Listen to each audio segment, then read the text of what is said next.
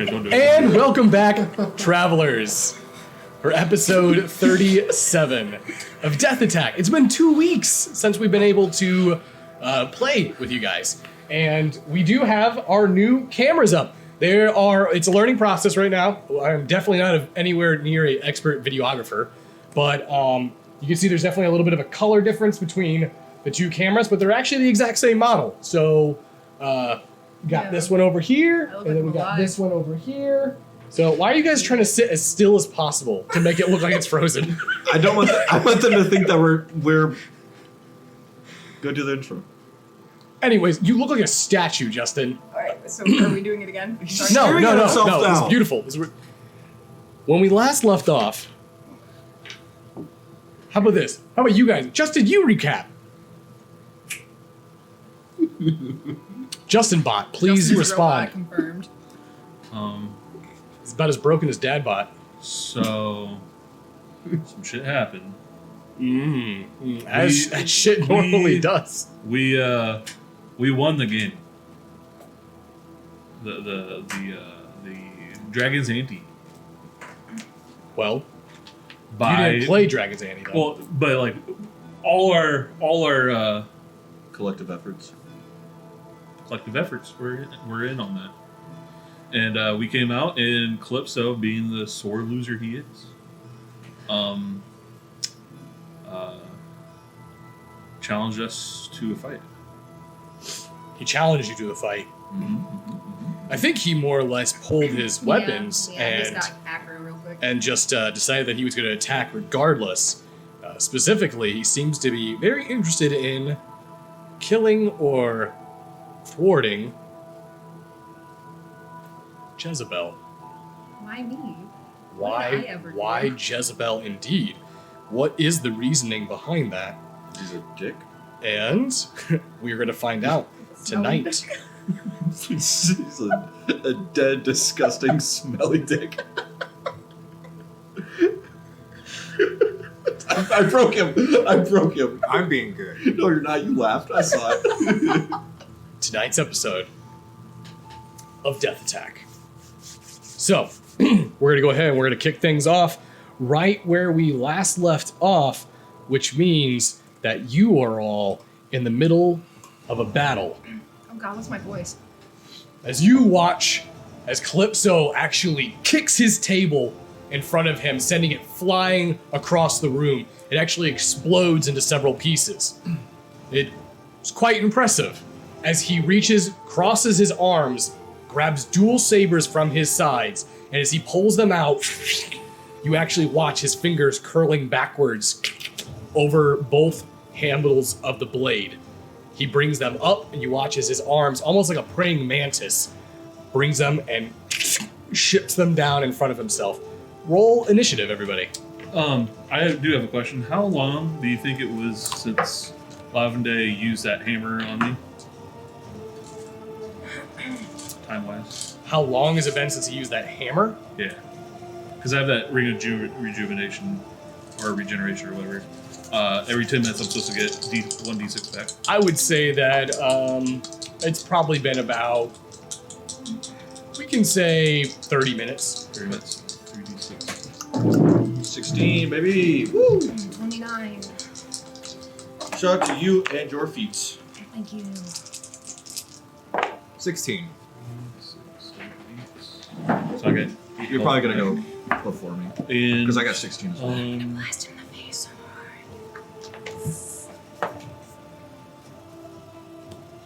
hard. I got 12. 12. That's okay. So I got 8. Who's got the higher dex? I believe Kaz does. Yeah, it's me. I mean, yeah, it's him. I had a meltdown right there. And then what'd you get there, Jez? 29. 29.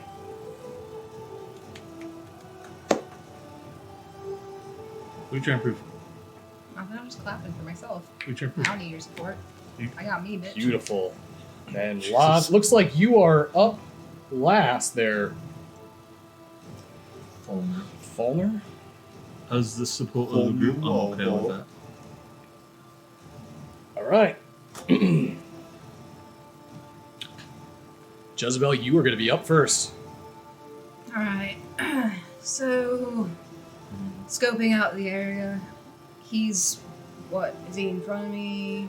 He is in front of you, yes. So you guys were face to face. You guys came up. So my party's behind me then. Your party is behind you. Well, you guys are all kind of standing in a group, clustered together. So I'm gonna blast. you're gonna blast. You're gonna Eldritch Blast. Oh shit, wait. Hold your quietness. Alright, I'm gonna hold my action. You're gonna hold your action. Yeah. Interesting. Well, that's what you told me we talked about last week. Whoop, wait, what? Remember we talked about last week? I love it when people make plans and then they forget what the plans were. It wasn't a plan, it was a concern that we talked about. Oh, fuck, yeah, that's right. You're smart, Cookie. Or dumb. We'll find out. I'm the dumb. Also, guys, I forgot my voice. This could be rough. It's all right. Kind of like riding a bike.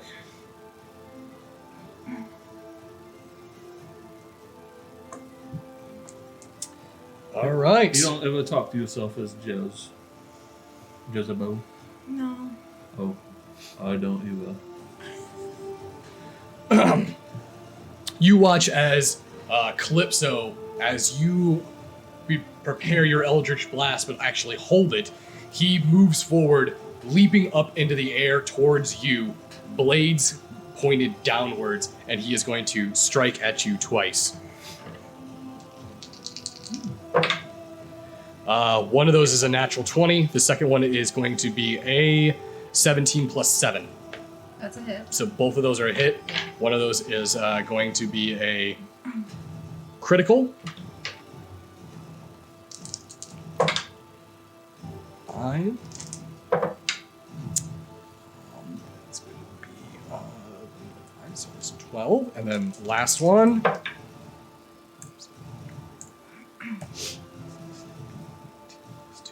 You take 20 points of damage as both blades come down and slice across your chest in this almost unusual ambidextrous cross-type strike in front of your Can I chest. use Hellish Rebuke? You very well can. What level is that spell? Hellish Rebuke? What? Why? Curious. Oh god. Isn't that a... First. I think. Yeah, it's a first level. I thought it was a cantrip Well, no, before. wait, it says first level evocation, but then it says second level as well. It might scale as you level up. So if you were to use that second level, it would do a little bit more damage. So it's a first level spell? Okay. The moment you bring forth your fiendish blood and you cast your hellish rebuke towards him, you watch the spell hit his body and completely disrupt and break over him. As he looks up his head, he gives you this devilish grin.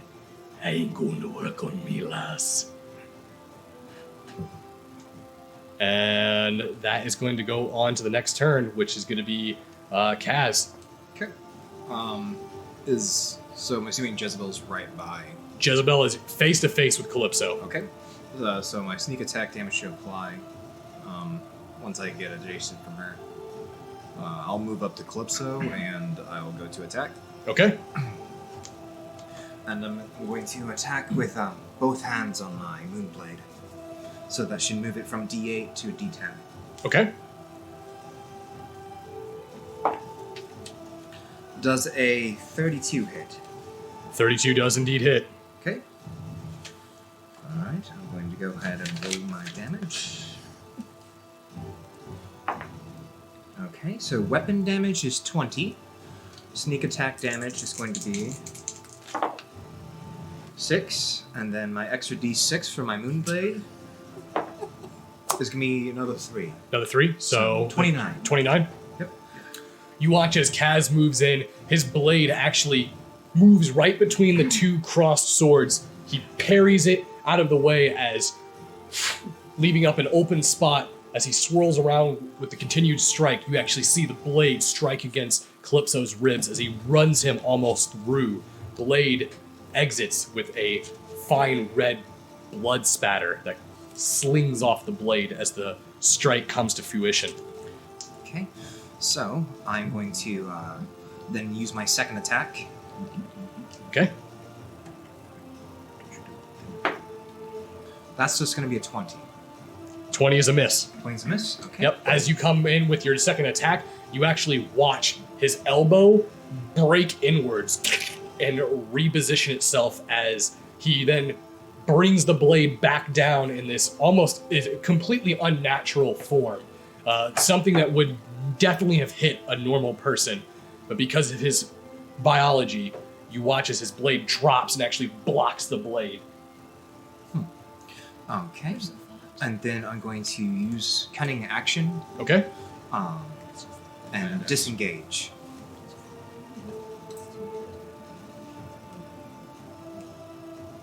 And I'm disengaging my full movement From him? All right. This is going to bring us to Lavende. Lavende, you are up. All right, I'm just going to take 2 shots right at him. Okay? The first one is going to be 32. Because I'm Okay. using my +3 arrows for the first one. Okay, that's a hit. It's been a lot. That is 11 for the first one. 11 damage. Yeah. And it is 23 for the second hit. That's also a hit. 12 for the second one, so 23 altogether. 23 damage. Yeah. All right, 2 more arrows fly from Lavende's bow as both shafts make their strikes into the chest of Calypso. As both arrowheads burrow into his skin, you actually watch him recoil and gain his footing in the combat. Is that your turn? Yeah, that is the end of my turn. Okay. I would like to use Bardic Inspiration as a bonus action. Okay. I'm going to inspire Jezebel. I unfortunately do not have a song prepared for this tonight. So I'm just going to That's fine. I I'm going like to reach the around. instrument I'm going to instrument. grab my new what was it called again? A Macfumid Cittern. Yeah, that's Saturn. I'm going to do a Your new instrument? Yeah. Okay. I'm going to strum it, and we'll make like a really cool shockwave come out to inspire her. All right. You see Fulner pull his new instrument from his back, and as he strums a very loud and reverberating sound from his tune, you feel yourself bolstered by a magical inspiration. That is going to be... And I'm going to just move behind is there like any postery thing like holding the whole place up? This place is a very open hall. You do not see any beams or pillars that are using like columns or shafts that would support the building. It's not that large of a building. I'll just be. What was the name of the guy that was running the Dragon's Ante again? Mr. 52? Yes, I want to hide right behind him. You move behind him? Okay. Yes. All right. Is that your turn? Yes, and so that adds a D6 to your attack roll or a saving throw, whichever one. Okay. So, at the top of the round, as it comes back to your turn there, Jezebel, you actually hear the sound of the doors, the exterior doors being kicked open. And as they do get kicked open from the front, you actually see your crew, Barry, Marigold, Hakan, even Taku, Rutka, all of them come rushing into the gambling den. As the door to the back gets kicked open, you see all of Calypso's men start flooding into the gambling hall as doors from inside also open up and men from the Zentarum also start flooding in who own or are affiliated with the owner of this establishment. It turns into a all-out bar brawl as tables are being thrown across, magic is being casted in both directions, and there's a whole full-blown skirmish now breaking out into this gambling den. Your turn. I'm gonna look back to Mr. 52. How is he within like earshot? Mr. 52 is actually in the process of trying to flee. No. Oh, all right. So, fuck. God, I'm so nervous to do anything. Do it. I'm gonna go and summon my Hexblade. Okay? As you... that black steel blade summons into your hand. All right, I'm gonna take a few swipes at Calypso. Okay.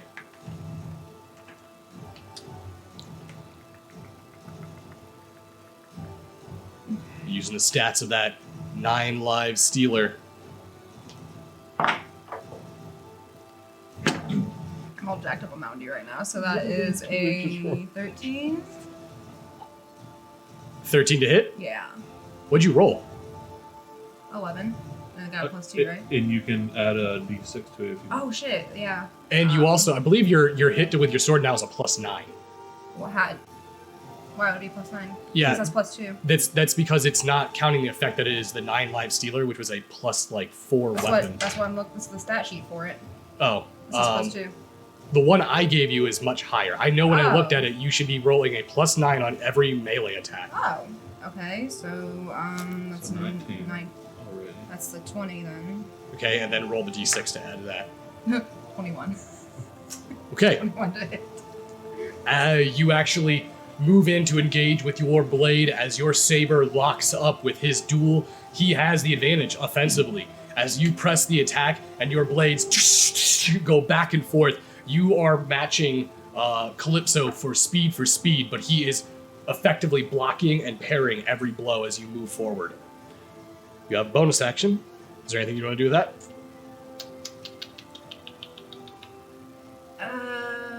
I'll disengage, I guess. You're gonna use bonus action disengage? Yeah. Okay, where are you gonna move to? Anywhere away from him or any of his men. Alright. As you back up and you jump away and disengage from this fight, you actually watch as he moves forward to continue chase. And as soon as this happens, you see one Zentarum soldier move up towards him with his blades. You watch as he dual cross slashes across the one of them. As another one moves up towards him, you see him, you cast Mage Hand, lift the individual up and snap his neck as he falls down to the ground, and then makes his way towards you. And he's gonna go ahead and roll attack again twice. Centaur Warriors have 0 AC. Okay, Weak clearly. ass. Okay, so Mage hand to break his neck? I didn't know you could do that. So based on what you're telling me about these things, I'm beginning to think I really upset someone.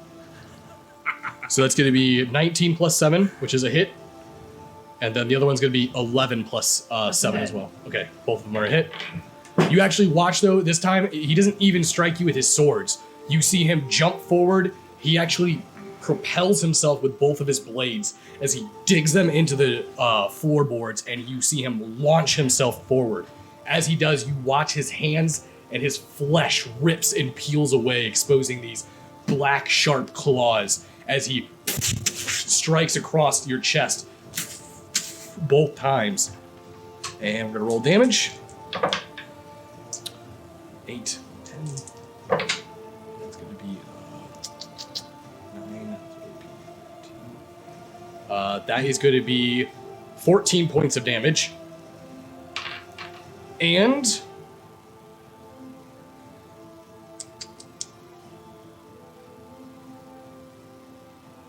okay, yeah. As the claws rake and tear into your flesh, you have this sensation, almost like this horrific pain shoot and emanate from the wounds themselves.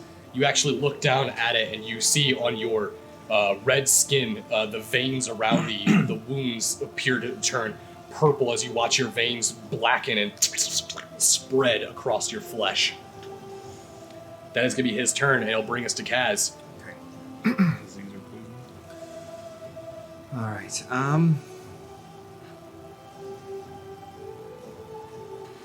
All right. I'm going to use a bonus action. I'm going to use hide. Okay. Where do you want to hide? within the chaos. Just You could definitely hide within the chaos of it. so I'm going to roll stealth. That's 20. Okay. And then I'm going to approach. I'm basically trying to sideblind Calypso. You're gonna try to. Okay. And just let me know if it accounts for towards my assassinate or not.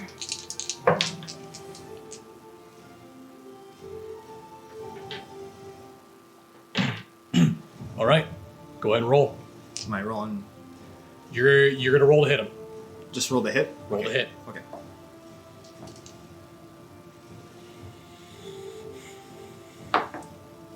That is going to be 32 again. 32. Okay.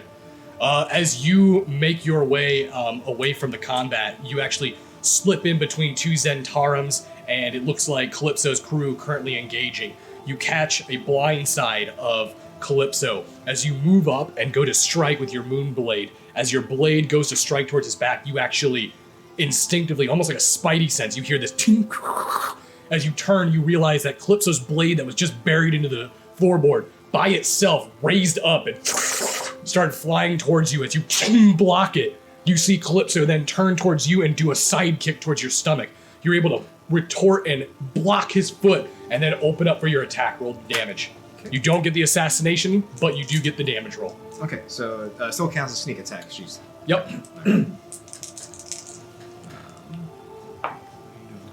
so that's going to be 15 damage from weapon. Okay. Sneak attack is 9, and then the additional d6 from my moonblade is another 3. All right. So As you block the kick that comes towards you, you move in and again, just punishing that same side of his rib and it slice across his midsection. As you come through, you see him. You turn. I'm starting to get sick of you, boy. all right, second attack. That is going to be 27. 27 also hits. All right, so I'm going to go ahead and roll damage. That's going to be 12 damage for my weapon, and then another 6 from the d6. So, All right. You watch as he moves. As you move forward with your second strike, he actually uses his claws. You see the visible claws as they spark across your blade, trying to block them. Although you're able to manage, you actually, as his claws were gliding across the metal, you shift your wrist just subtly, where you actually bounce off the nails and you watch the blade into his veins and almost peel his flesh down the bone of his arm before you pull the blade out. All right. Well, that's my turn. Lavender, you're up. Not anymore. If I were to use, oh god, I forgot what the feat was called. Sharpshooter. Would I be able to hit him if it's ignoring?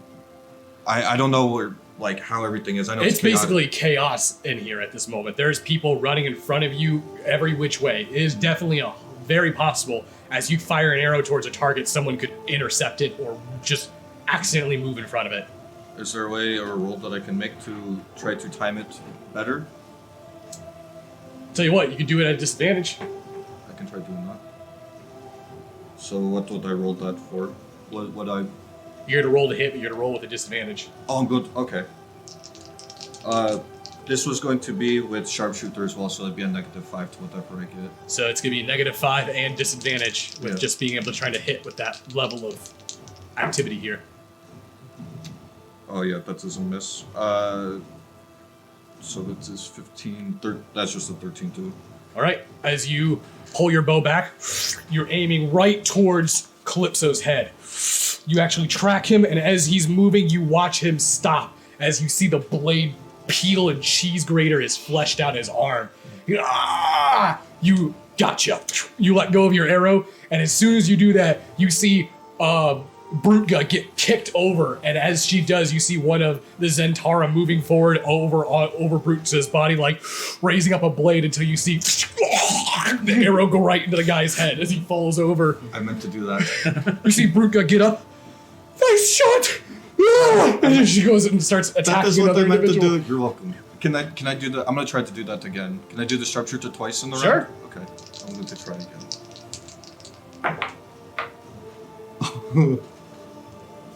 They're both tens. So that is 22 minus 5 plus 3, so that is 20. 20 is you fire off that next sharpshooter. You see the arrow. It passes through everybody miraculously just as it's about ready to hit I'm Calypso. sorry, I think I did that wrong. So it is 12 plus 3, so 15 plus 10 is 25. So it'd be 20. Oh my god, I'm blanking on the addition. I'm supposed to be good at this. It would be. I think it is 20. I think it's 20. And he catches the arrow. I was just going to say it's mid-air. 20. At this point, you've missed. Yeah. You watch as he catches the arrow mid-air, and you watch as he snaps the arrowhead completely off, and you see him hold it in his hand like a dagger. Okay, Falner, you are up. Okay. I would like to take the grenade out of my pocket. Use a grenade in a crowded room. Okay. As a bonus, as an action, I want to light it. And then as a bonus action, I want to use Mage Hand and have it go unsuspectingly as well as I can into his coat pocket. So you want to try to put this grenade in his coat pocket without him knowing about it. Correct. He seems pretty distracted right now. That is true. So, what I want you to do is,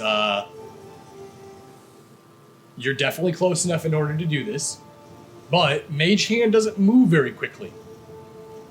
And because of that, there's many different people in this room moving back and forth. How long does the fuse last? You don't know. You've never used a grenade. True. Well then, even better if I can get it in his pocket. Then if it lasts till next round, that'd be great. I'm going to need you to give me a sleight of hand check. I've been wrong on that.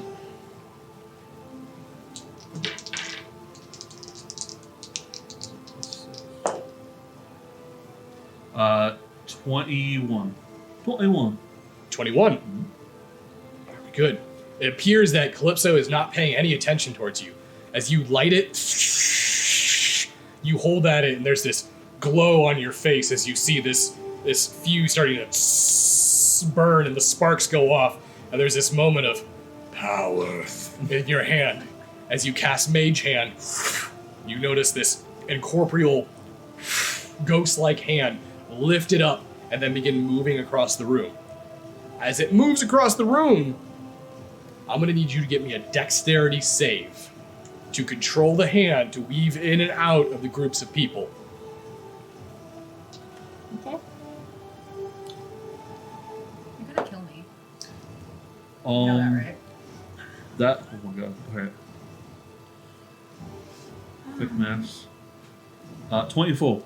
24. Okay, let me go ahead and do a roll. You said a grenade, yeah? Just grenade? Yes. Okay.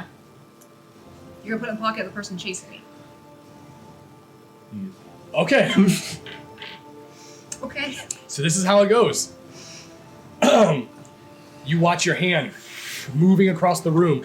You're about 5 feet away from Calypso's jacket. You actually just watched him catch the arrow and snap it and holding it like a dagger. As you're moments away, you actually watch as someone gets kicked by it through a chair and falls back. Their head and their body smacks into the grenade, and you watch it dunk, dunk, dunk, dunk, and roll across the floor. As you, at this point, I want to have everyone give me a perception check. Not like this. Alright, I can say this. I can save this. I got the 14. 8. 20. 20. Okay.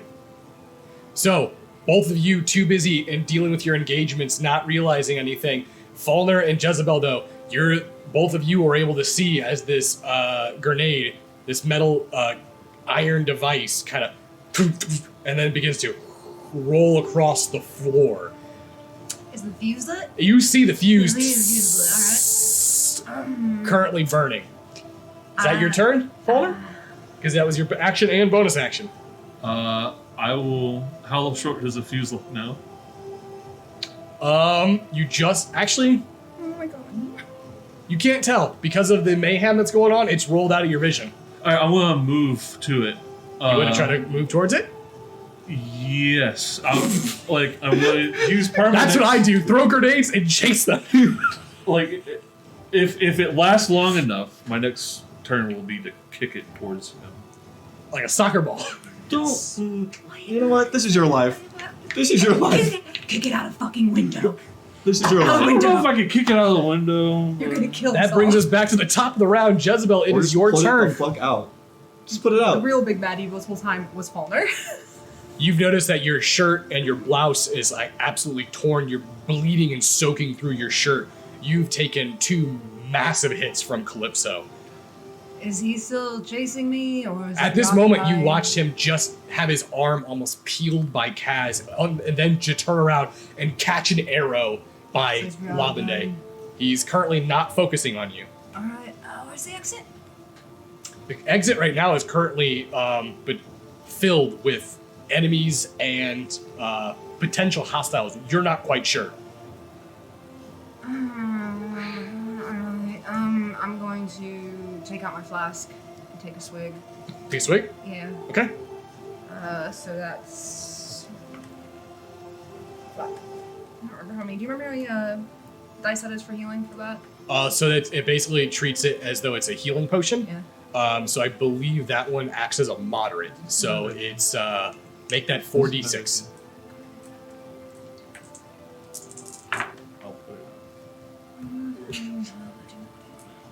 17? So I'm gonna do that real quick. And then I'm just gonna can I use my bonus action to keep trying to disengage? Can I go towards an I can make exit? it small. Yeah, you could disengage again. That will make you immune to the attack of opportunities. As you actually take your flask out, you begin to drink, and you feel your amulet begin to activate and heal you, turning the liquor inside into a health potion. You see Barry moving across next to you as he brings out what looks like a very large knife, and you watch as he guts someone right next to you. He turns over and looks at you and like, "Are you fucking serious? Jezebel, I think you actually might have a problem. You're drinking right now." That's all I know how to do. I'm just gonna keep going to the door. Okay. You actually make your way to the door. Do you open the door? Now I don't fucking know if I want to. Yeah, I'll open the door. Okay. As you click open up the door, you swing it open only to see what's before you. It looks like a potential militia or some sort of group of armed soldiers. You watch as they're dressed in black, blue, and gold naval attire. You instantly recognize this as the Admiral Fleet of the Aronian forces. And as you see them moving and approaching the door, they let off a war cry as they charge the entrance of the door. Standing in front of them, you see a man with well-trimmed black and white peppered hair, large handlebar-like mustache, dressed in pristine royal attire and station. Could you quick give me a history check, please? I'm only, because of your profession, going to need a check of 5 or more. Literally rolled a 4. I think that's a 4. Okay. Because of the situation, you are absolutely baffled at what is happening here. You have no idea what's going on as you are about ready to be stampeded by what looks like naval forces attempting to enter into the gambling hall. Can I try to get to the side of the door? I'll let you do a dexterity save. Alright. That will take your reaction. Oh my god, I hate my life. 7? Okay. As the soldiers Black come Friday. into the room, you need new dice so bad. I was doing so well with this, and now it's whatever. Just do it. Do it. Next roll is really good. Hit me. You watch as these soldiers come charging in. Ah! They see you, and you, with the door wide open, get shoulder checked as they knock you off your feet and you hit the ground, sliding across the floor. Take 1 point of damage. Ow. And that is going to be your turn, correct? All right, that next will bring us up to Guess. No. Calypso. Yeah, Calypso.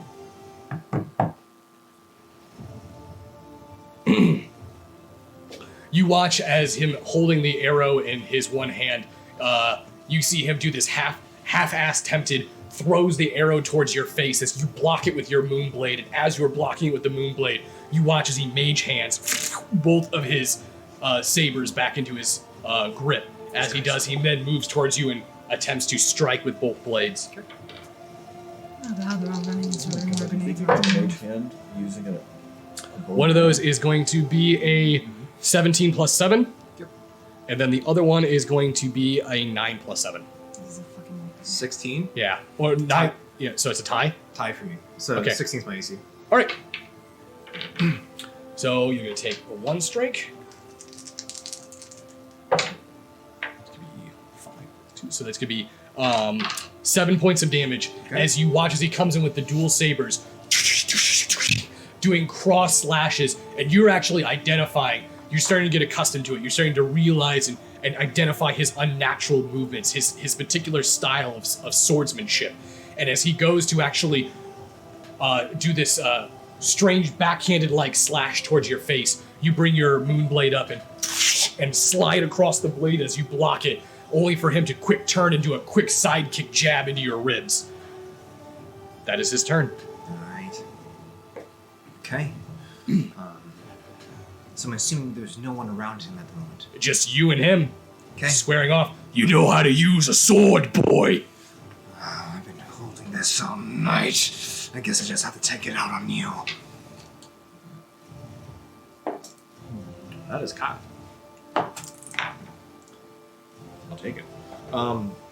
19 plus. That's another 11. hit. Hold Wasn't on that here. finesse for you? I want to check something real quick. Oh god, he's gotta check something. That's in your critical range, isn't it? Yeah. I'm assuming it's in my critical range. Yeah. You have finesse. I remember. I'll help you out, bro. No, finesse is just for my dexterity. Yeah. Oh, I thought that was on the blade too. No, it's a type of enchantment that's on the Moonblade, which means that the Vorpal enchantment will activate. Yeah, my Vorpal should activate on it. So you know what I'm talking about, the crit range Yep. on it? Okay. Alright, so Vorpal should activate. Don't even roll damage. Okay. You watch as the two go into their dueling, both of them back and forth. It's almost blinding with speed as Kaz moves his only single blade in such a ferocious force towards Calypso. You watch as Calypso begins to backpedal up onto a diagonal table before the two of them, now on this table that's broken, keeps teeter-tottering back and forth. Twing, twing, twing, as both of them lock blades before you eventually see Kaz's Moonblade break both of Calypso's sabers into pieces as his arms fly back. You see then Kaz with both hands grip the blade, and with one quick, clean swipe, you watch as Calypso's head falls from his shoulders, and his body then plummets off the table onto the ground. And as it does, you see this image of Calypso begin to melt and peel away, exposing some sort of striped, furred, feline-like creature as his body bursts into flames and quickly turns into ash. The moment this happens, you see both the Zentarum identify the Admiral fleet entering into the situation, and Calypso's own men retreating from the situation, seeing that their captain has fallen from the encounter. As this happens, Kaz, you turn your attention and you see this man enter into the room. Could the three of you give me a history check? Yours at disadvantage, Two of you, normal. Am I seeing? I'm like focused on this bomb or this grenade. Yeah, you would have heard it because you just heard a war cry enter into the building. I got a 14. I got a no. What up? Got a natural 20. Is that history check? I got a 9. It's cocked. Okay, that's a lot better. 23. All right. As this individual enters into the room, you watch as he's wearing his black, blue, and gold attire, and as he makes his way in, he holds his saber up and I require everyone to be arrested under the name of the Aronian fleet. And he whips his saber down, and as he does, you recognize him as Senior Fleet Admiral Maxim von Barensheik. He is the not only is he the highest ranking official, but has the largest vessel count in all of the Aronian naval force. At this point, you recognize the Zentarum begin to panic and break away. People are trying to flee the scene as Aronian forces are now attempting to apprehend and arrest individuals. Jezebel, What? What? I'm going to need you to give me an athletics check. Super arrested. Just kill me. 30 handcuffs.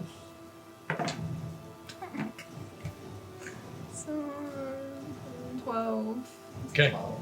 As you're laying on the ground to trying to regain your composure from this, you actually feel multiple sets of arms come up and wrap under your arms and pull your wrists together as you feel shackles being put around your wrists. And at that point, we're going to be in the end of combat. Can I get to the grenade? I just want to pull the fuse out. Okay. I feel like it would have gone off by now. As you make your way to the grenade, give me a dexterity save. Oh my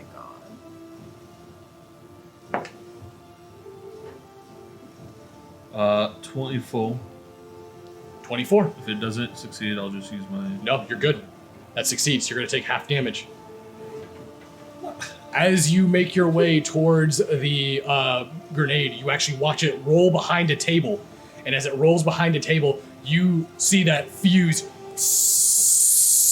right towards the metal cap of the grenade. And you realize it's about ready to do whatever it does when it gets to the bottom. And you shield your face and turn as the table boom, explodes. Apologies. And shrapnel and wooden pieces fly and spread throughout the room. Everyone's standing, besides for Fallner, because he already succeeded his dexterity. Dexterity save, dexterity save. You're on the ground, so you're fine. Am I even on the ground? I got Yes, 18. you're on the ground. I got 18. I hope it kills all these soldiers. 20. 18? Okay, so both of you guys are going to take half damage from the explosion as well. I didn't do anything wrong. That's going to be 11, 18. So half of... So 7 damage. 7 damage. I just got that health. Come on.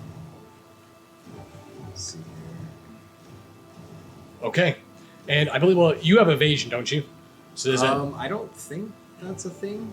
I don't have that. Okay.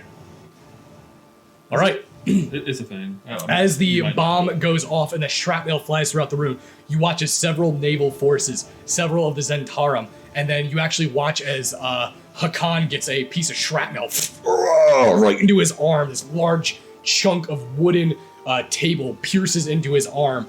A massive hole is blown through the side of the gambling den hall. And as the hole is opened up, this huge exit basically appears as you see Barry go, "We need to get the fuck out of here!" And he takes off and starts running until you see Hakan and Brutka and the crew beginning to exit.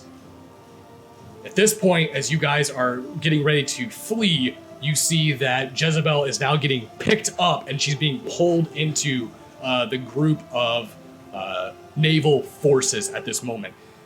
Can I roll the drive break away? You can try. Definitely try. Can I see her?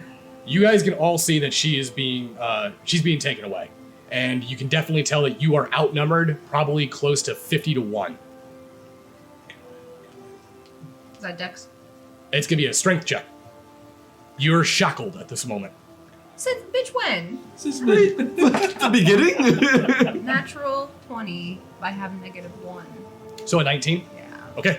As you actually try to break the shackles, they are not budging, but you manage to actually knock your head back, and one of your horns catches one of the naval officers right in the eye. You feel it dig into his skull, and you actually rip his eye out. Oh! Oh! And then you see the fleet admiral actually move up, and he takes the back of his saber, and you feel your consciousness go out.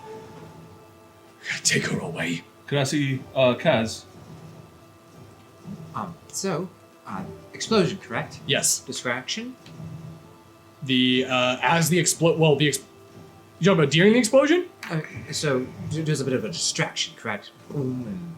At this moment, there is people fleeing, and there is the naval forces attempting to try to gather anyone they can that's left within the gambling hall. Okay. So I'm going to pan down real quick at the remains of Calypso. Is there anything left? Go ahead and quick give me an investigation check. Because of the insanity that's going on, I will have you do it at a disadvantage. Okay. I'd like to cast invisibility on the three of us. Okay. Is that willing? Is 6. that willing? 6? Yeah, if you, I don't Okay. allow it. As you quick have to sift roll. through the ashes on the ground, you don't see anything quickly exposing itself or showing you it's anything out of the ordinary. Okay. I was just trying to find like a piece of his garb, or His clothes are still there. is something identifying that's just Calypso's there? Other than his scorched clothing and his now half-burnt hat, you don't see anything else. I'll grab the hat. Grab the hat. I'll grab the hat and yeah, you can just stow it away real quick. Okay. Do I notice myself go? Yeah, shit. you actually, as you grab the hat, you see this magical dwemer spread over your body as you go invisible. Okay. As I look back up and I look towards the army coming Doesn't say in, if it's willing or not. can I see the door over them? No, it's packed. Like, it is an actual assault on the lodge. This is not 5 guards showing up to arrest people. This is like 50 men. Okay. So what I'm gonna do, I'm gonna run to a nearby wall, and then I'm gonna wall climb and climb to the ceiling. Okay. Are you trying to not be seen doing this? I'm assuming it was invisible. Okay. Well, I have to be able to touch. So Yeah, he has to. if I can, I don't know how far apart everyone is, but if I can't make it to both of them, I'll just try to get to one person. Okay, both Lavende and Kaz would have been about the same distance away from you. So you gotta, if you can't cast it on both, you gotta choose one. I'll do Kaz then. Okay. And myself. Okay. Lavende, what do you want to do? I see her getting carried away, right? Yeah. I'm going to allow myself to be taken as well. Okay. So you can walk forward with your hands up, and as you walk forward, you see one of the guards go, "Take him," and they move up and they grab you and they quickly put you in shackles and start pulling you out through the front of the building as well. At this point now, the room is now starting to fill up with smoke as the side of the building is starting to catch a blaze, and the flames are getting higher and higher. You are now on the top of the ceiling. What would you like to do? Okay. I'm waiting for an opening to get out of here. There's already an opening. The hole in the building, you could easily just run out. Okay. I'm gonna run out then. Okay. As you jump down and run out, Falner, is that what you're doing as well? The two of you run out into the night street, and you can hear the sound of bells being rang throughout the city as screaming and commotion and just pure chaos and panic begins to... Do I see where they're taking Jezebel? You can stick around if you want to. All right. As you stick around and you watch, you actually see as Lavende and Jez both get put in the back of what looks like an iron carriage and as they're thrown in, the door is shut, and you see one of the guards slap a horse as the carriage and the horse start to go away. So what type of carriage is it? It looks like an iron carriage. Like, is it possible for me to like jump on like the back of it and hold on to it? You could try. You definitely try. Yeah. I would also like to try to do that. Okay. Does my cloak's ability help with that at all? To Like, stick to it? Yeah. Yeah, you could stick to it. Okay, I'll stick to it then. All right. So I'm gonna need both of you guys to give me a dexterity save. Okay.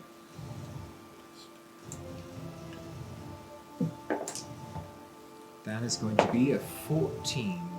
That's going to be 22. All right, Fallner. You were able to identify what they were about ready to do, and as the door slams, you actually make your way up and jump on before the horse gets slapped. And Kaz, you jump onto the side and actually spider cling to it as the carriage begins to slowly leave from the lodge.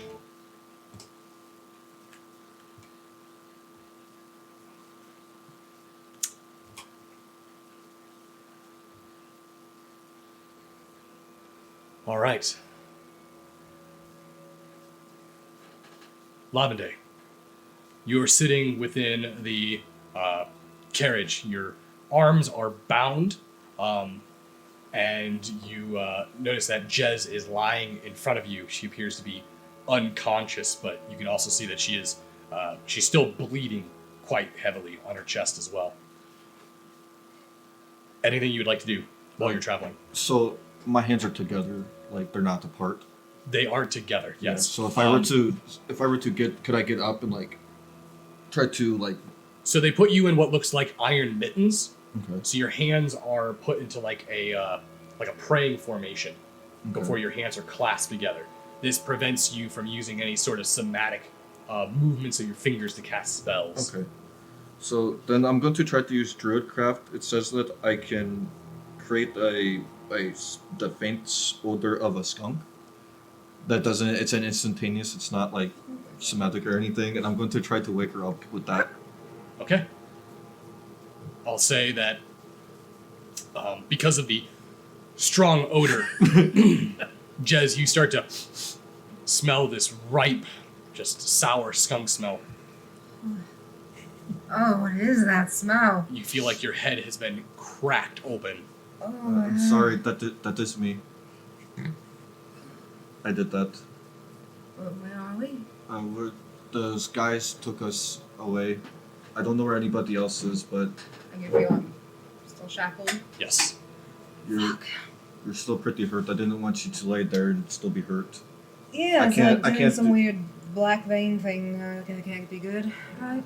As you look down, you see those black veins are gone. So it's just like a big hole in my chest. Yeah, you see the claw marks. Oh, it's a claw mark. I don't know. I don't know where they're taking us, but I didn't want you to be alone. I'm assuming that everybody else is going to try to find us, but I wouldn't assume so.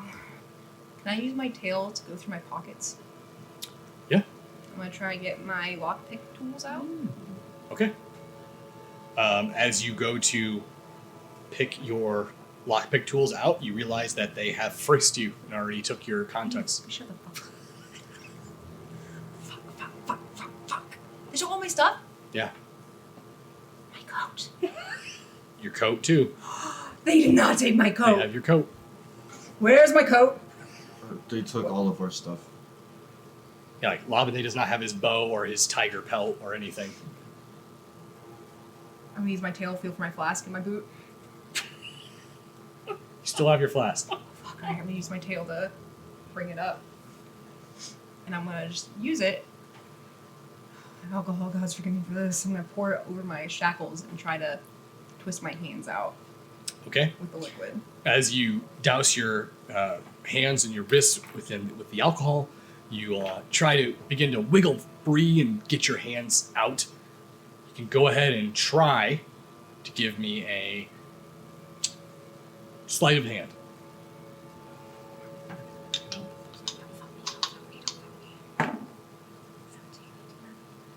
23. You actually do get a good halfway up before you realize that you're starting to just hurt yourself by digging it into the screws that are at the top of the iron mitts. To pull your hand out completely, you'd probably shred all the way to the bone. What the fuck are these screws made out of? So is it just be driven by one person? No, there's two people that are up on the front of the carriage, and then you can also see that standing on the sides of it are as at least an armed guard squadron of 15 men. 15 men? 15 men. You take my necklace? Wagon. They took your necklace. I'm gonna fucking kill them. Okay.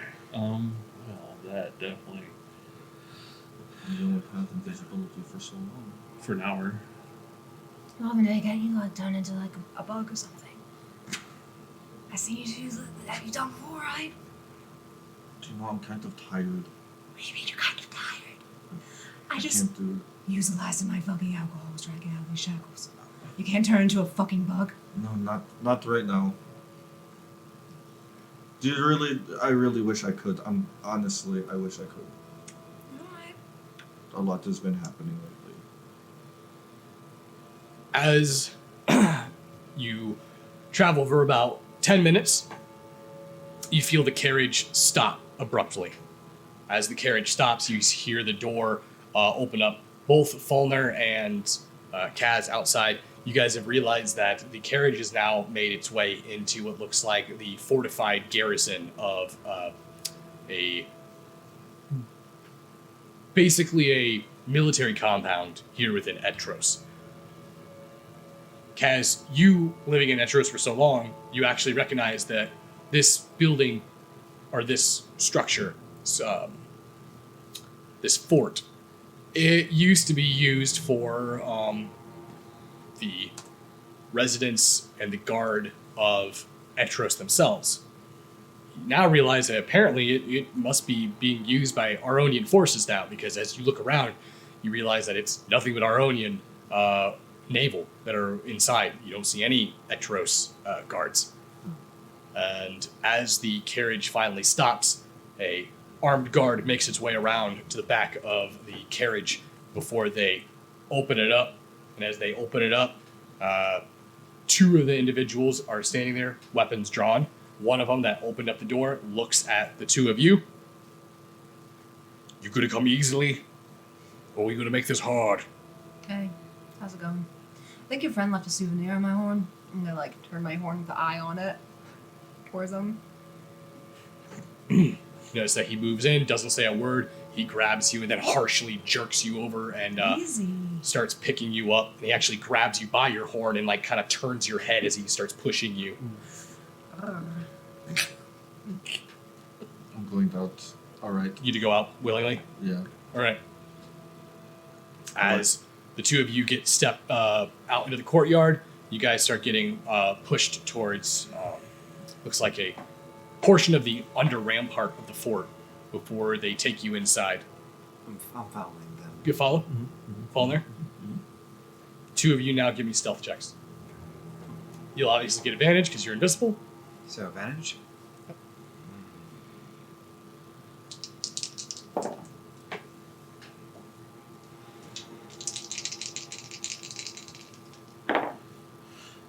Is 18. That is going to be 31. Okay. The two of you follow close behind as you see them enter into this fort structure. They make a few turns before you're descending down into the earth. And as you get sent down, you come across what appears to be a dungeon. Inside these dungeon cells is lined with hay and mats. It's very foul smelling down here. It's dark, it's damp. You can hear the sound of water dripping. The guards take you to a cage as they open it up, and as they chuck you and push you into the cage, you realize that there's one individual in the cell already with the two of you. And as they throw it in, they actually close the cage, and you see the guard lock it with a key. And as he locks it, he pulls the key out. You watch as he tucks it inside of his chainmail. As this happens, you see him look towards the two of you. Fleet Admiral will be down here shortly to speak with the two of you. And you notice he turns and begins to walk away. So, it's around his neck. Now you watched him drop it into his armor. It's in his arm.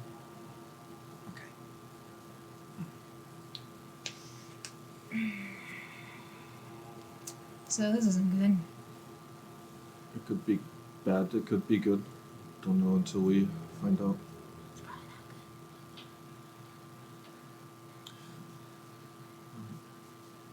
As we were coming down, did we see the Admiral anywhere? You did not. How occupied is the fort? It was heavily occupied. I mean, it was bustling. You didn't see a single guard station that was left unmanned. Okay. So, as the guard is leaving, can I follow him? Sure can. I'm gonna take a walk.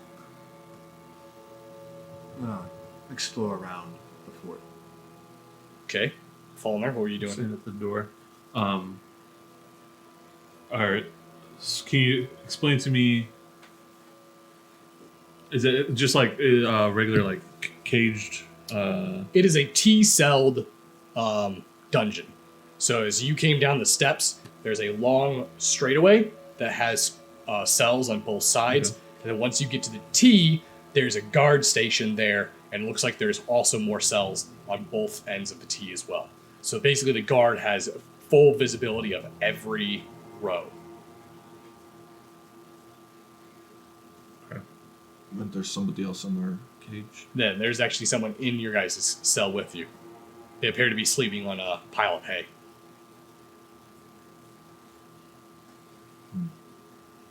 Maybe we should just wait to talk to the person. I don't think we have any other choice. Okay. What are you looking for, Kaz? So, I'm trying to find either a head office, some sort of debriefing room, somewhere where information is being brought to the barracks. Okay. So, go ahead and give me an investigation check then.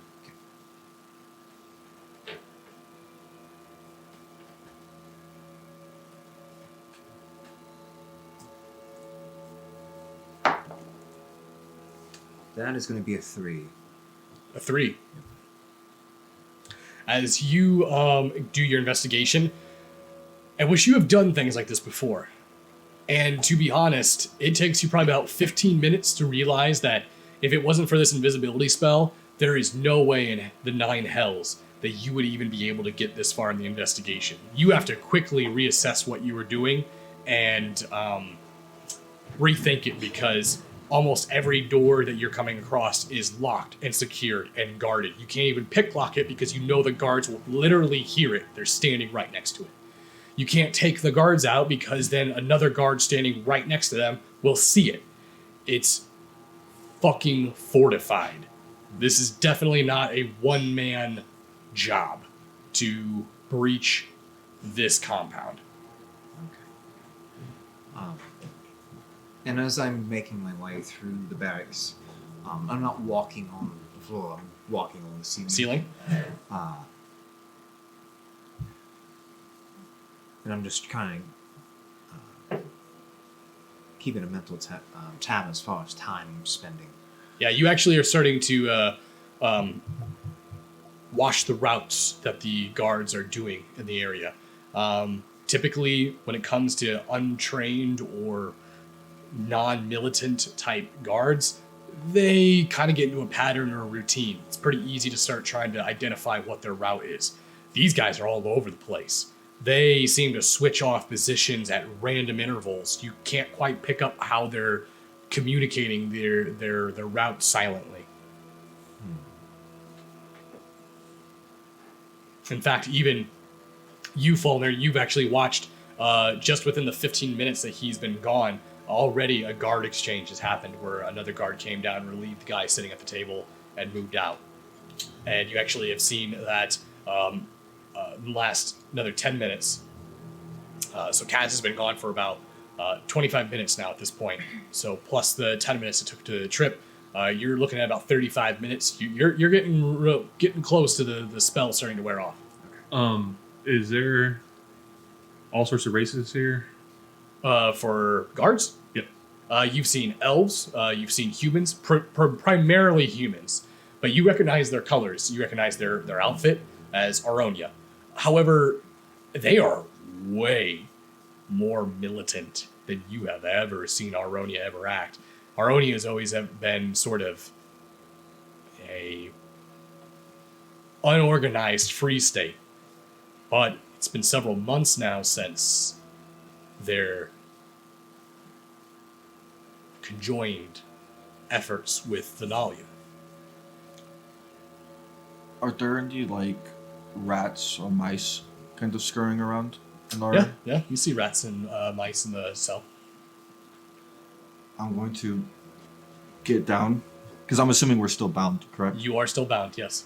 And with the staff of the woodlands, I'm going to expel a charge. You don't have a staff. You don't have any. They took all That is inside of me. Yeah. Oh, okay. Well, Oh, that's wait, true. Whoa, what? Yeah, it's in his body. That is in my body. Go ahead and How cast did it. get in there? It burrowed itself into my body. Stop it.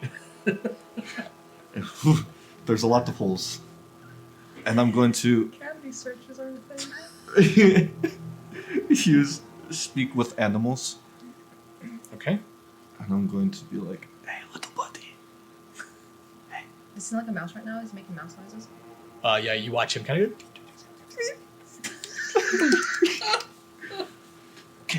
Do you think you can try to find the key for this? You know. The mouse looks over toward you. What you gonna give me? Yes. I'm fucking hungry, bub. Why you think I'm down here? What are you hungry for? Yes. Food. What kind of Got food? food. Do you need a poop? I mean, I could try to do that. Is that what you want to eat? I mean, if that's all you got. Oh my god, stop! We can make it work if you could give me the key. I'm coming back for that poop. As the mouse turns and scares off. How did we get here? I'm going to get back up. Don't worry, just I think that rat is going to get us the key. Lavender, did you also get hit on your head? No, not this time. Kind of acting like it. I mean, there was a big explosion, and then I got hit in the face with the table. But I mean, it wasn't the whole table. I think you might need to take a nap or something. Take it easy for a minute. No, I think I should probably stay awake at least for a little bit because I That's also right, it could be a concussion. I'm gonna be yes, it could be a concussion.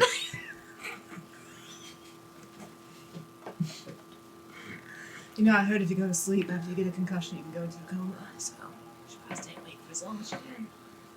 Then I wouldn't be any use. You know, we're just going to go with that. The rat. I got to give the rat food. I need to stay awake in case the rat brings back the food. I mean, the key for the food that I'm going to provide. Wait, you don't have any food on you. They took all our stuff. What are you gonna give it? Say it. It's best that you wait until it happens. Because you probably should look away. Don't worry about it. It's going to be fine, I promise. What the fuck does that mean? We're going to get the key. That is what it means. Alright, I guess you know rat stuff better than I do, so leave you to it. I'm just going to sit in like a corner and just be like, Is there a nearby window? Okay, so what do you mean? What type of window? Just something I can crawl out of. Like, is it an open window? So you don't see it. It's a fort. So like the walls are stone. The only openings are like arrow slots. There's no windows in this fortress. You could go outside, get up onto the ramparts of the fort walls, and then get outside that way on the exterior of the walls. But when you're in the compound, you don't see windows. Okay. So I will go outside real quick. As I'm outside, I'm going to try to find a place where it's not occupied. Okay. And then I'm going to cast invisibility on myself. Okay. Just increasing your time. Mm-hmm. Very well. And as I do that, I'm gonna go back inside, and then I'm gonna wait by the barracks or the jail cell. Okay. Falner, you're hearing this conversation between Jez and Lavende happen as you realize that you're starting to kind of know that your spell is going to wear off soon. So how? I have a couple of questions. First off, they took off their shackles, No. so they kept them on. Kept them on. And then second, how long ago was the last shift change? At this point, you've been trying to count them, and they're not even regular. Sometimes it's 5 minutes, and sometimes it's like 2 minutes. Sometimes the shift change happens 10 minutes. It seems to be random. You can't quite put your finger on it. Okay. When it gets real close to the end of mine, I'll just recast it. Okay. As you feel that spell getting ready to end, you cast it again. And as you go to cast it, you actually hear the door open back up, and you don't see anyone enter. Kaz, that's when you come down the stairs. You're standing probably about 5 feet away from Falner. Are you using your drow vision? Is it dark enough for that? Yeah. Yeah, I'll use my drow. As soon as you use your drow vision, that's when you can see Falner's outline. And I'm specifically, I want to wait for the next shift change. Okay. As soon as you see that door open, no one came in. The door closed by itself. I kind of have a general idea. Okay. Let's see here. So there's other cells. Yeah, there's other cells. Can I see if there's anybody else? Yeah, it looks like it's actually quite full in here. As you get a good general look at everyone that's in them, you can kind of tell that these are all pirates, or scoundrels, or lowlifes. They're individuals that look like they belong in a jail cell. You don't see anyone here that looks out of place, at least.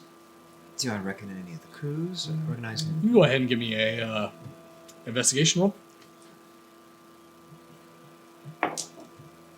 5. 6. 6. As you get a good look and you peer into the rooms, you actually don't get you don't see anyone from your crew besides for Jez and Lavende. But you do notice that there does appear to be a few Zentarum, and there's one cell where you can see a Calypso pirate in there as well. The rest of them, you can just chalk them up to most likely being locals, possibly, but you don't see any crew affiliation. As this happens, the door opens up again. That same guard that came down and locked you guys in starts coming down the stairs. And as he starts coming down the stairs, Lavende, you see that rat that took off. And you see him at the bottom of the stairs. This rat is posted up against the wall. And as it's standing on its hind legs, and as the individual comes to the bottom of the steps, you watch as he hits both feet on the ground. You watch him scurry over, and he goes right into the boot leg, the pant leg of this individual. And you see, as soon as it happens, this guy goes, fucking rat! And you watch as he starts to make his way up onto the stairs, and you actually see him kick the door out, and he goes back out into the courtyard. You see the guard at the other end of the room sitting there, look and watch the whole situation, and just... I told you the rat was going to help us. How's it going to help us? It's going to get our key for our salvation. Alright. Rat key. Got it. No, the key is... I mean, the key is... The rat is the key. Well, that is... I wouldn't advise shoving a rat into a lock, though, but... I don't think that would work. A few minutes later, you guys hear the door slightly crack, and you just hear cha-ching, cha-ching, cha-ching, cha-ching, cha-ching, Is that my jacket? cha-ching, cha-ching, Walking away? cha-ching. The two of you look. Fallen, it's hard for you to see. You're trying to look for where the noise is coming from until you zone in and you look at the steps. You see this rat. This rather large rat has this key ring in its mouth, and it's backing off and just chopping down step to step. Chink, chink, and Kaz, you actually see the heat emanations coming off of this rat as it seems to be determined to get these keys to the bottom of the steps. And as it gets to the bottom of the steps, you see him grab the keys. It pops its body up, looks, and starts scurrying over towards the metal gate before you hear that. As you look over towards it, you see him holding the bars with the keys in his hand. He drops them. Where's my poop? We get to get it unlocked first. There's no way I'm going to be able to do it like He picks this. the keys up, backs away. What if I got you something better than poop? What if I He promise? drops the keys. Keep talking. If I get my hands free, I can give you a berry. It'll be really good. It'll be sweet and tasty. While this is happening, can I use Mage Hand to grab the key? Well, it's funny that you say that. How do you cast Mage Hand? It's verbal and somatic. You can't do the somatic component. I still have hands. What do you mean? They're put up together. You can't. You can't do the arcane gesture to cast it. My fingers are also. That's what What are on my hands right now? Your Okay. I'm picturing shackles. I'm picturing my wrists. iron mittens. Your hands are. Stop changing it. No, No, she she- said Iron Man. he- Oh, you bitch. No, I said iron mittens earlier. So I even specifically said so you cannot cast Oh somatic my gestures. god. Yeah. I hate this game.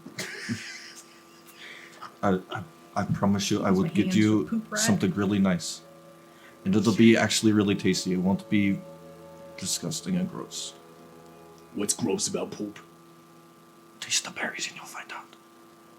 You'll find out how gross poop Had a really lot is. of berries, had a lot of poop, had a lot of berries in poop. Have you had a good berry though? We'll just. I can't shake on it, but Grabs the keys. I'm going to like move over. He slowly starts backing away. Come on. He turns and starts scurrying away. Fi- All you had to do was shit on him. That's all You watch fine, his, fine, fine, fine, fine, fine. I'll do he it. stops. I'll do it. I'll do it.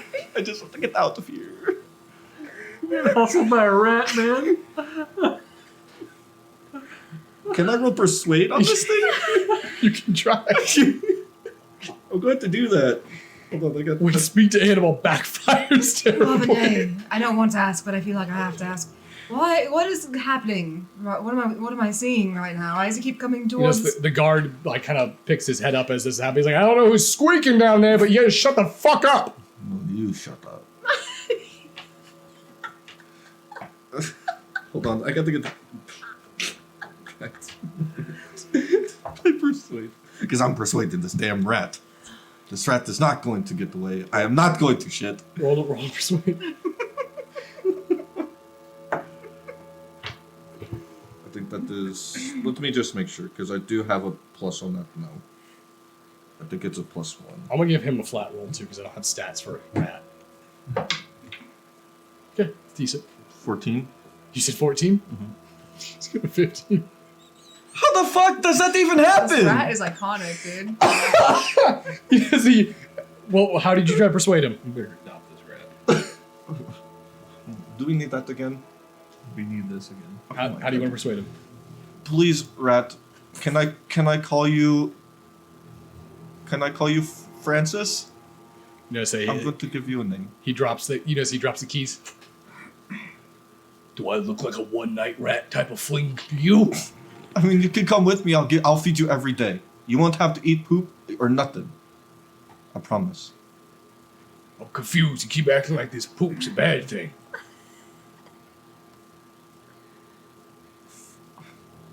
Jezebel, I'm sorry. What? Wait, why? I'm going to go over into a gun. You know, I try not to, but I'm going to do it. Somebody better clip this. I don't know who's watching. Clip it, because I'm about to shit on stream. We're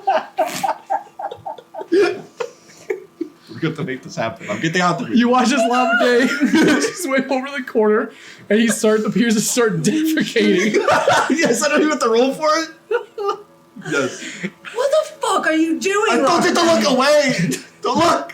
As What is happening? this happens, you hear the door open up, and footsteps come down as the Admiral Fleet Commander stares at So, as Lavende is clearing his bowels, I'm shitting. Just say it to get it over with. you hear him. Disgusting. If I would like to talk to the captain of the Widowmakers. Yeah, that's me. Go, Jez. You're not needed here anymore.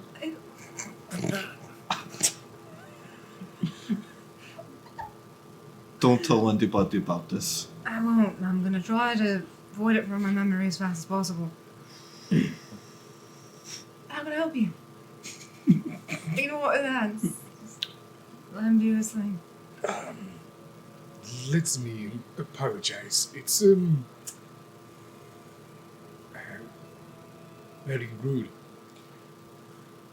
Pulls out some keys. Notice he unlocks it. Don't believe that I can speak to you with such an aroma around. You know, if I could get away from it myself, that would be really much appreciated. If you would, please follow me.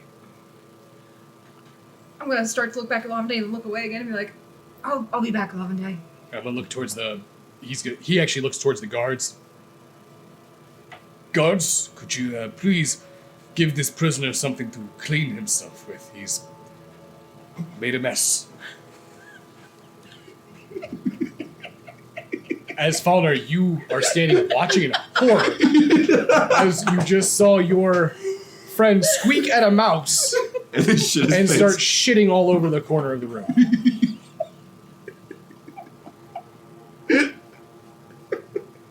Kaz, you also saw this. So that happened. I'm going to follow Jezebel. Okay. Fucking hell. I guess I'll stay here right now. I can't leave Lavende. This is the lowest he's ever been. He can't be there for me. As you see Jez escorted out of the jail cell, you actually see those keys drag across the ground and make its way into the jail cell. And as you see the rat move in with the keys. You notice that Admiral Fleet Commander stops for a moment.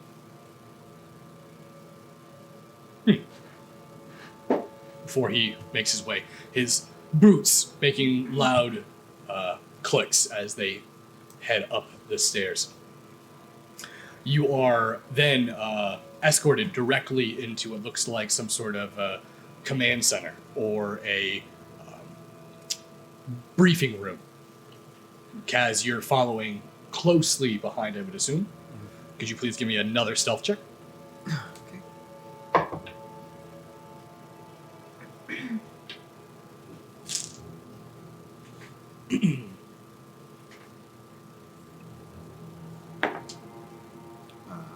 18. 18. Okay. You are following close behind.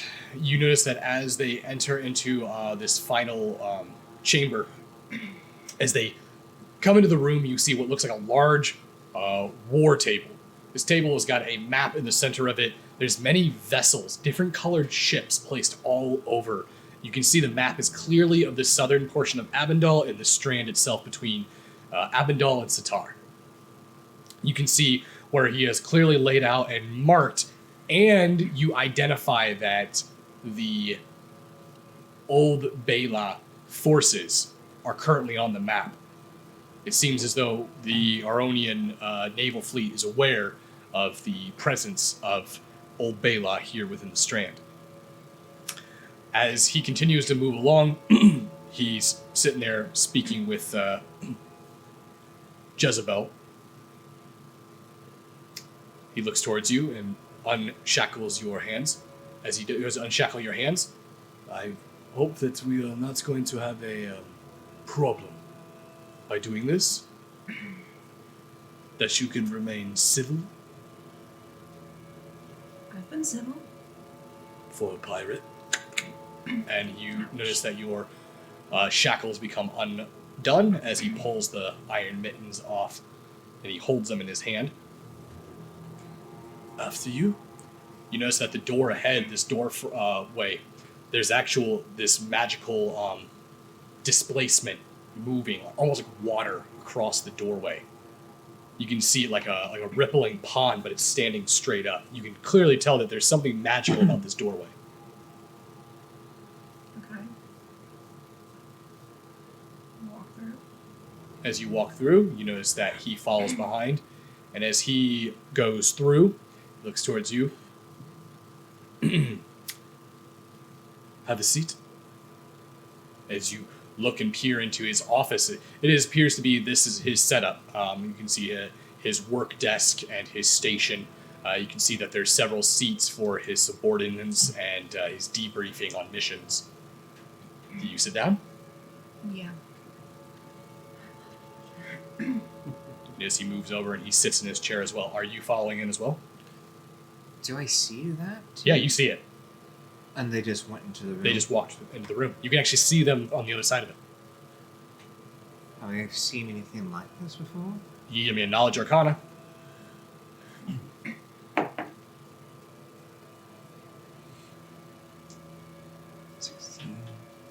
18.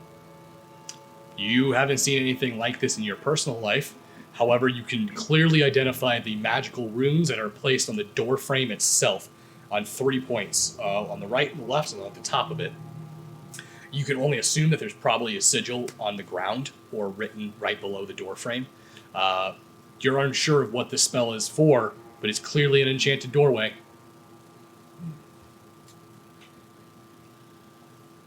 I see.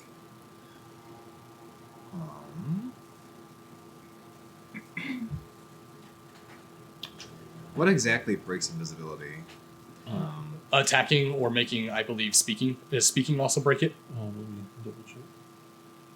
Or I might be thinking vampire. Oh, cast a spell or attacks. Okay, so you can speak, you just can't cast a spell or attack. So, what's the deal with the door? It is a safeguard for intruders. Can I hear them from where I'm at? Not very well. In fact, you can actually see their mouths moving, and it sounds like muffled noise. Okay. So I'm in the war room by myself. Yeah. Well, there's people in here, but you are in the war room, correct? Okay, so I'm going to be like a bug on the wall. I'm going to observe the war table. I'm going to listen in on all the conversation, basically soak up as much information as I can. But I really, really, really want to study the ships that are on there. I want to see like what nations there are, where they're at, that kind of thing. Okay. Go ahead and give me an investigation check with advantage.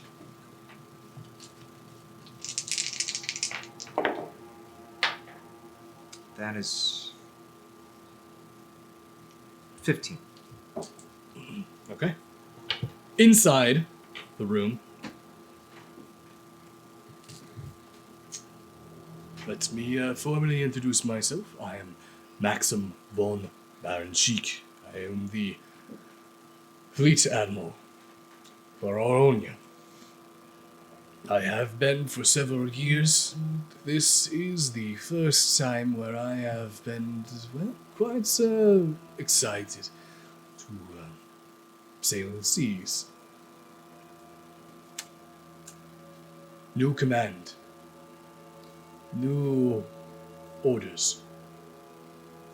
No more wasting our time letting smuggler ships and privateers slip through our fingers. They're here to put a stop to the pirates of the Strand who have for so very long held a grip on these waters.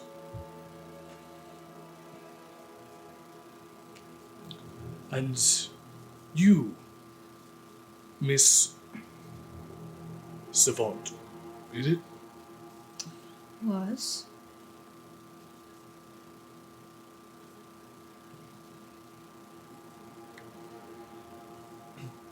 I have direct orders which it pains for me to say. You have helped someone very high up in our country. Oh, you talking about Ventus? Yes, Mr. Merriway. Very interesting man, huh? A politician through and through, I assure you. But let's not worry about that at the moment. In normal situations, you would be hanged tomorrow morning as a pirate. Most of the individuals down in the cell will be hanged or face a sentence or a branding. But we have a complication arising here in the Strand. A threat. You notice he stands up and he begins to pace back and forth, his arms behind his back.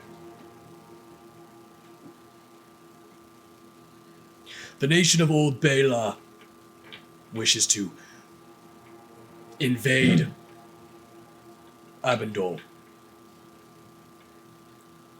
And with Venalia already at Hole, with West Hole, and with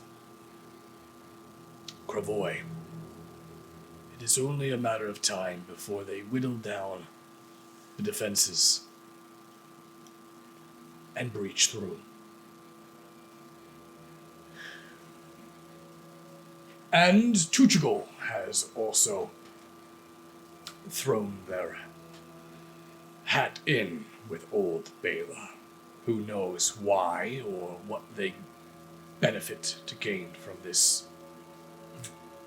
companionship, this alliance.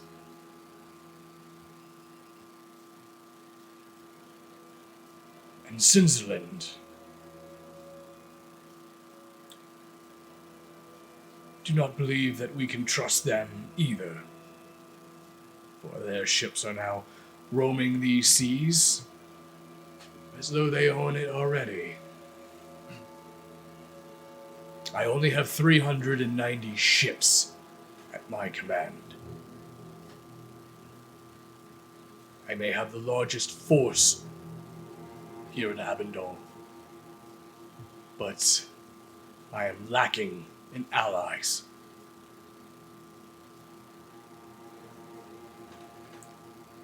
Many of the men and women that have been put to death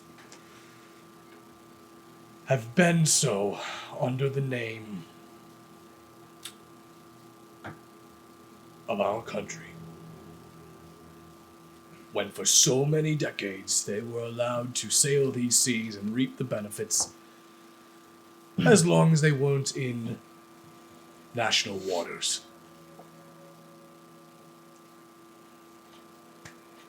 So let's make the Strand. Let's make it our own use waters. Let's make it our national water.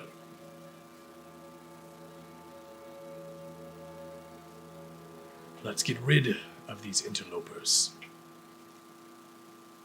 Why don't we change pirate and make privateer a established, renowned position amongst the Aronian forces?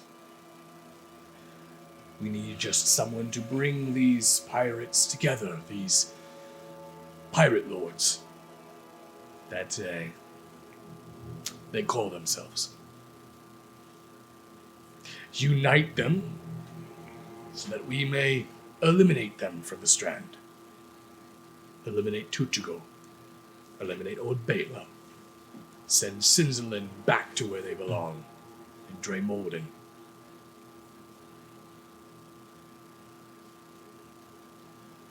Not many pirate lords have been susceptible to this offer.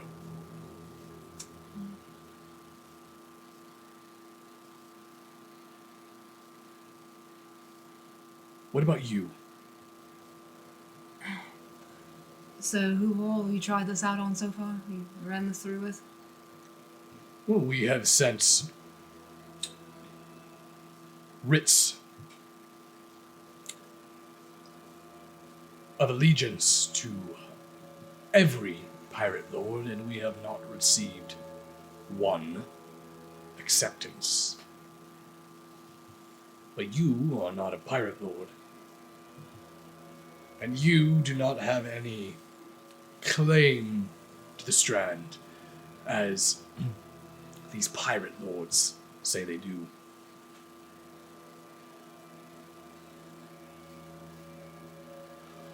Whether you like it or not, war is coming to this continent. And within the year, there will be fronts in both the north and the south.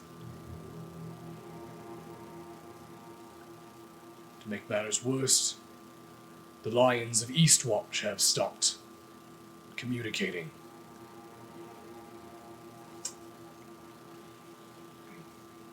So you want me to try to accomplish this whole uniting the pirates thing for you?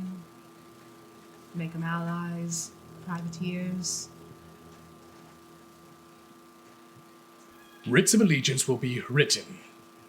Any pirate that puts their allegiance within the national country of Aronia will be exempt from any prosecution of any crime they've ever committed. They will be completely and utterly pardoned. The seas here within the Strand will be known as national waters, and as long as you sail within national waters, you fly your flag with the protection and safety of Aronia, the strongest naval fleet in all of Avondor.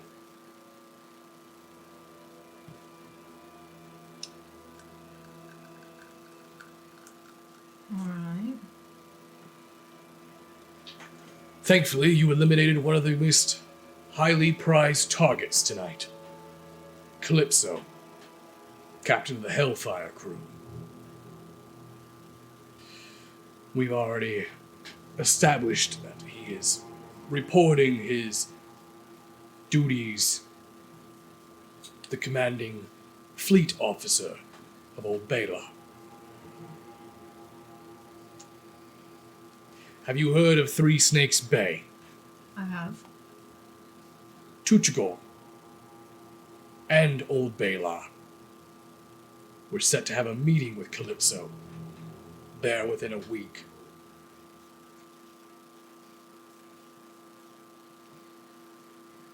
If you're interested, I suggest you use this meeting to eliminate the fleet commander of Old Bela. His name is Balthun.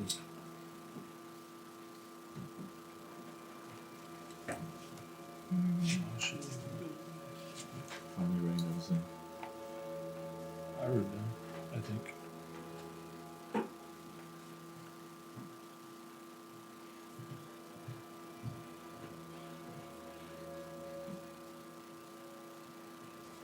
If you accept my offer, you and your companions will be free to go. Return to your ship, and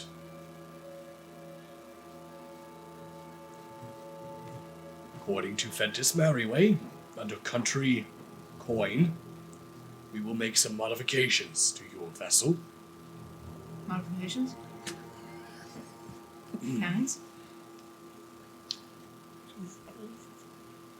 Any modification that we are capable of doing, Fentis said to pay for it. Now you're talking. Alright. Suddenly I'm interested. Not surprising for a pirate. Keep saying that like it's a bad thing. Highwayman of the sea, is all you are. If you want to be more than that, perhaps you should look into taking this offer.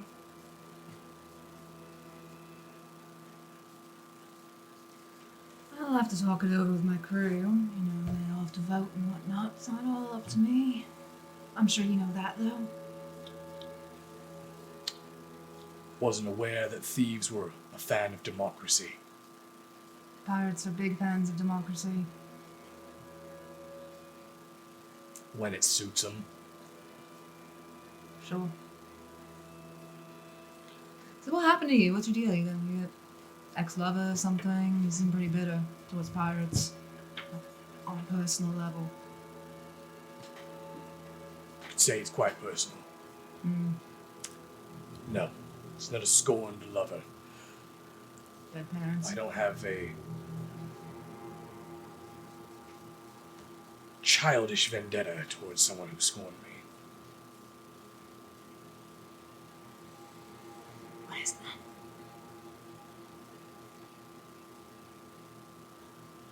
Some people don't like to talk about old wounds. We're here to discuss your matter in allegiance. Yeah, well, like I said, I'll talk it over with my crew. You have until sunrise. Great. Can I go? Just know that if you try to leave dock, you'll be blasted to smithereens before you even get out. Alright, yeah, sure. Understood. So, where's my stuff also? That might, Your belongings will be returned to you and your ally. So I just go get him. You're free to leave. Just walk back down, get my friend down the basement. You will be escorted. Great, alright. It was, good talk. So you get up and slide your chair back. There's this deafening silence as you walk out of the room. As you walk, you notice one of the guards kind of turns and looks towards position. Goes, are you ready to be escorted? Yes. Follow me. Great.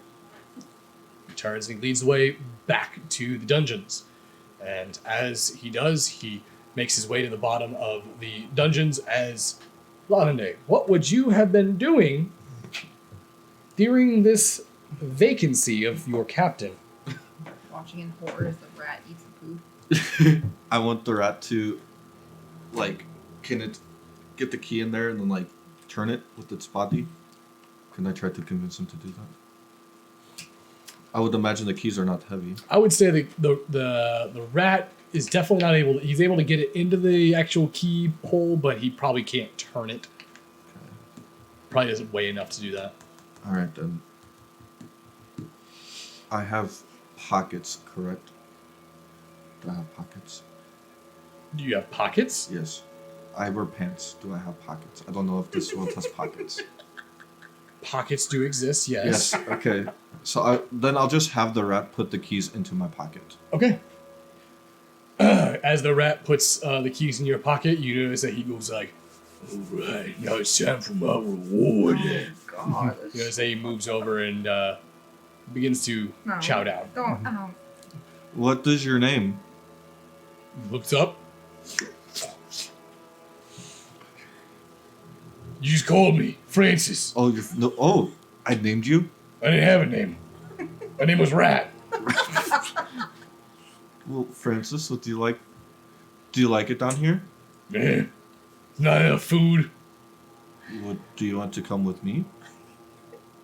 We have a personal connection now. You notice he stops. Stop making that noise. Stop. Yeah, I'll come with you. Alright. Do you want to just hop into my pocket? Yeah, this is awful. I tried to warn you, but you didn't listen. Got any berries? I mean, I got to get the cuffs off before I do that. He scurries over and he runs up your leg. It's nice to meet you, Francis. I've never named anything before. It kind of is... it I've feels never nice. had a name before. Well, now you have a name. We both experienced something new. What's your Congratulations. name? My name is Lavende. Oh, that's really different than what I thought it was. What did you think my name was? Poop maker. Poop. I mean, Or poop giver. that is a title, I guess.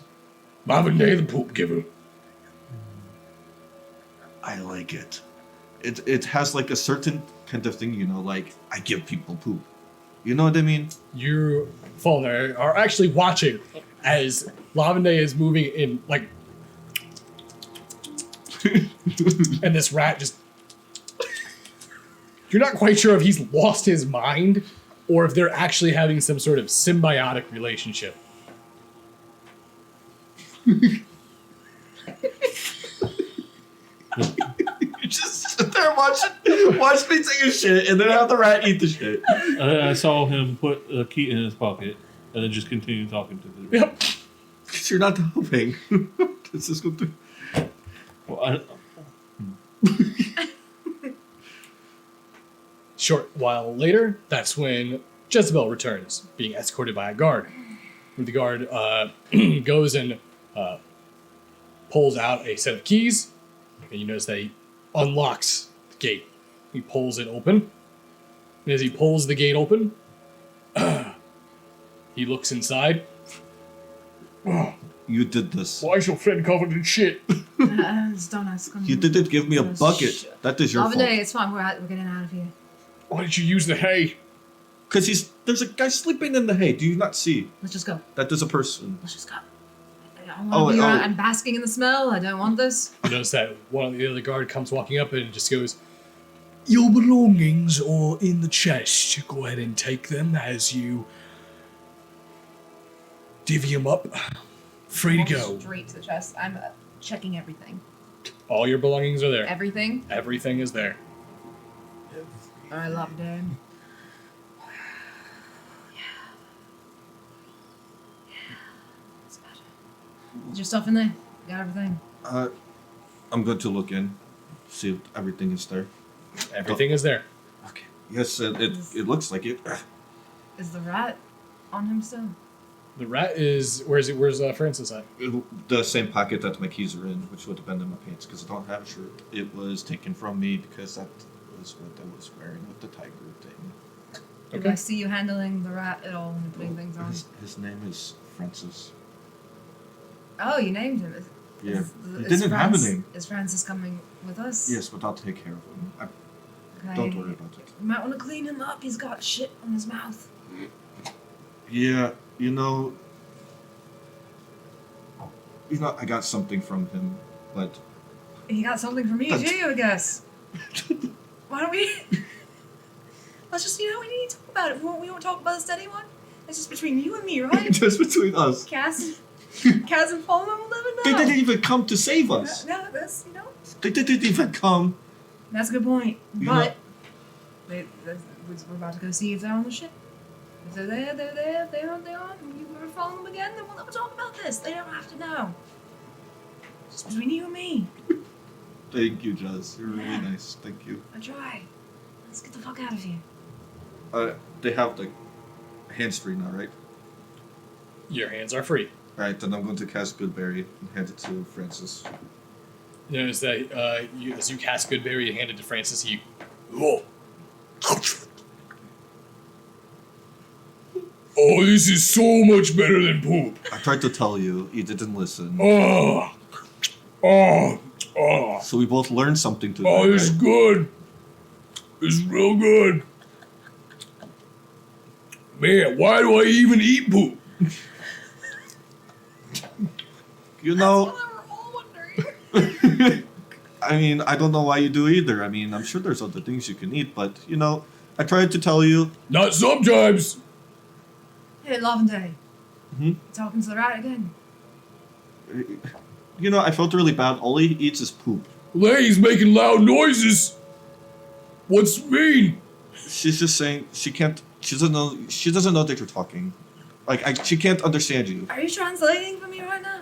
We're talking she's right asking now. if I'm translating. This is talking? We're talking.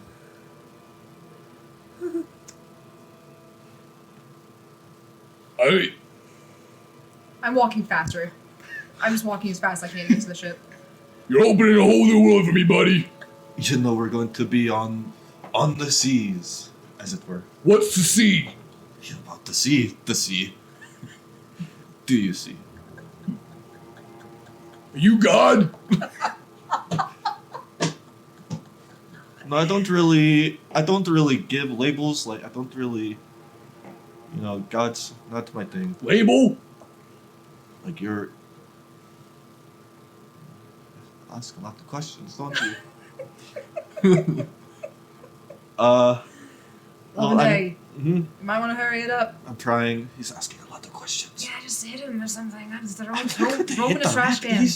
He's nice. It's a rat. I'll show you when you get on the ship. Okay. All right. Did I learn anything from my investigation roll? Yes, you saw that on the map itself, there appears to be multiple forces at play. You can see that Tuchigol seems to have the southeastern portion of the strand completely occupied.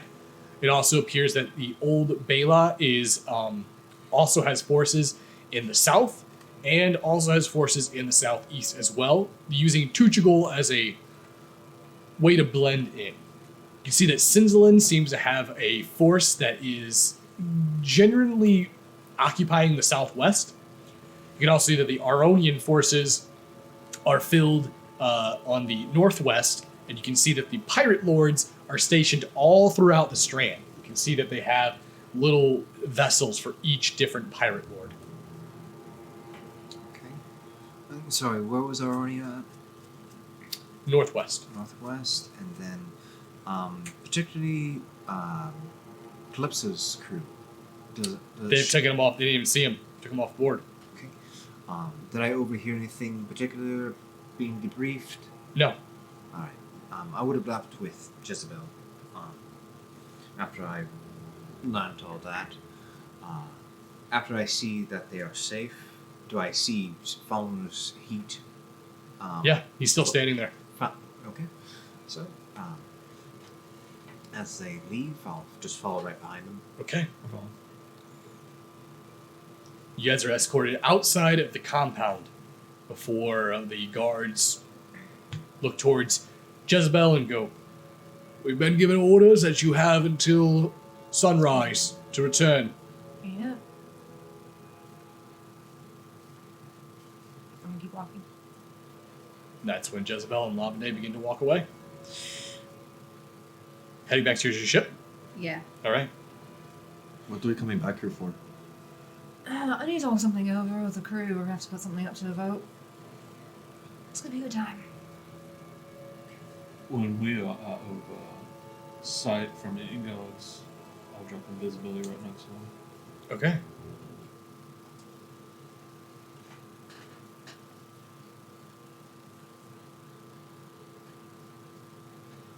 Notice that after you guys make a good distance away from the compound, that's when you see that Fulner reappears.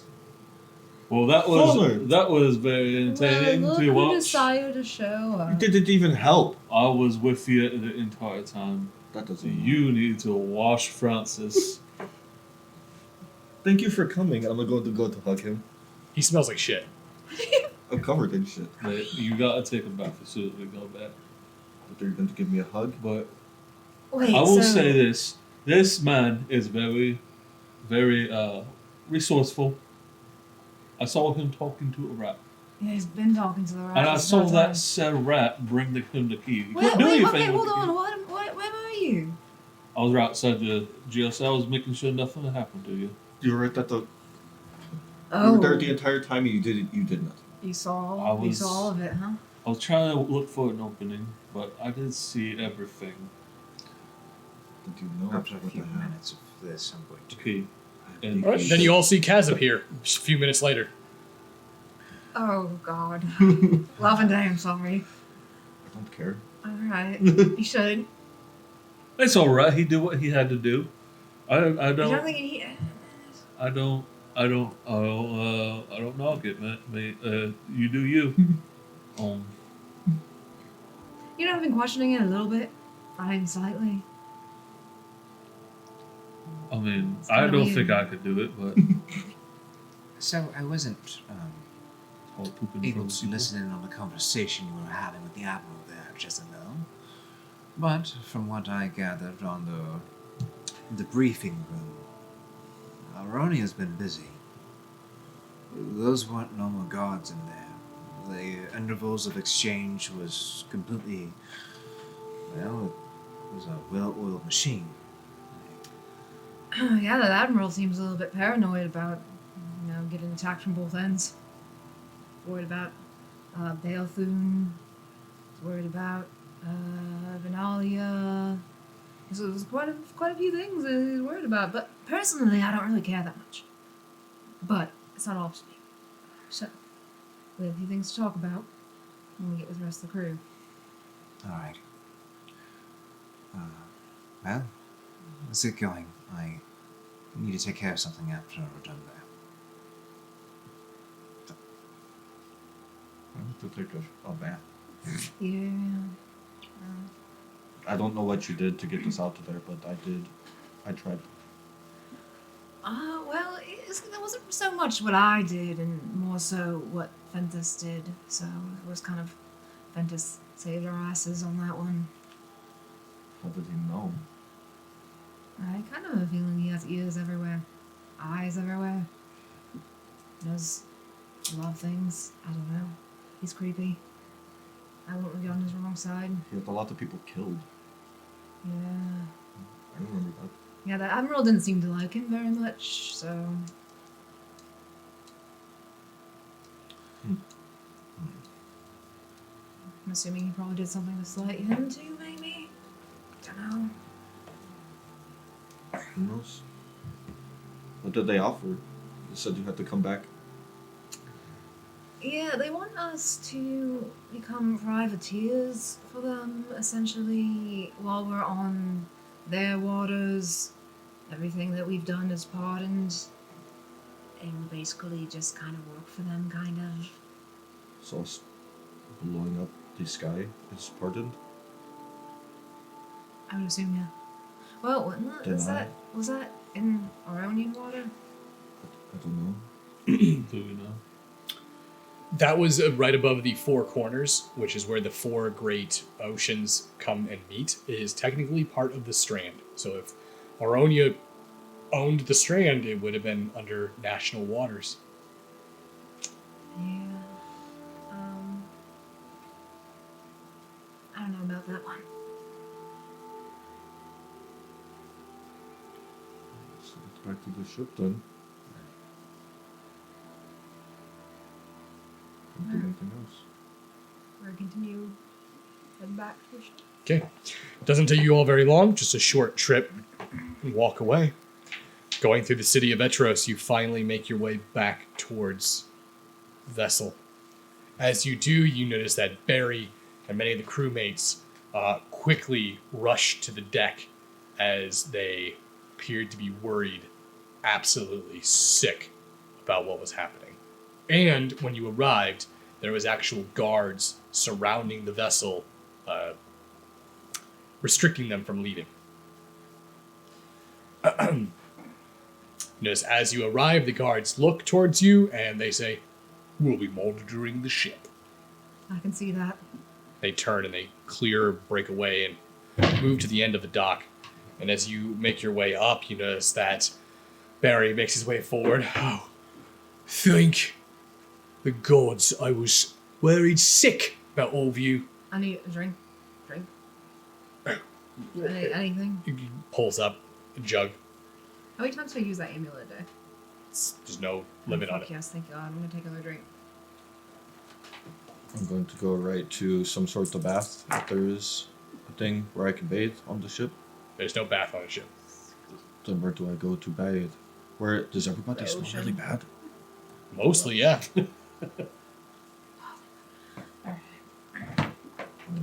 So is everyone here? We need to have a meeting.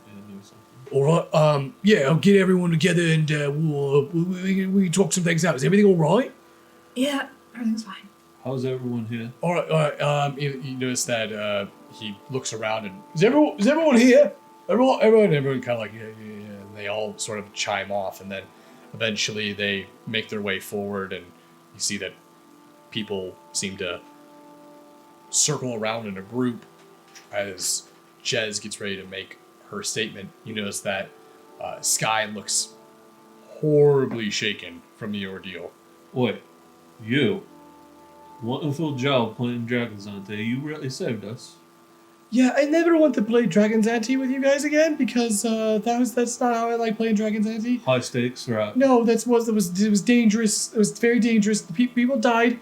There was an explosion. Why was there an explosion? Is that not how you played Dragon's Ante? I've never played it. We can see that. Mr. 52 gave me this, though. He actually was the one that got me out of there. She pulls up a card.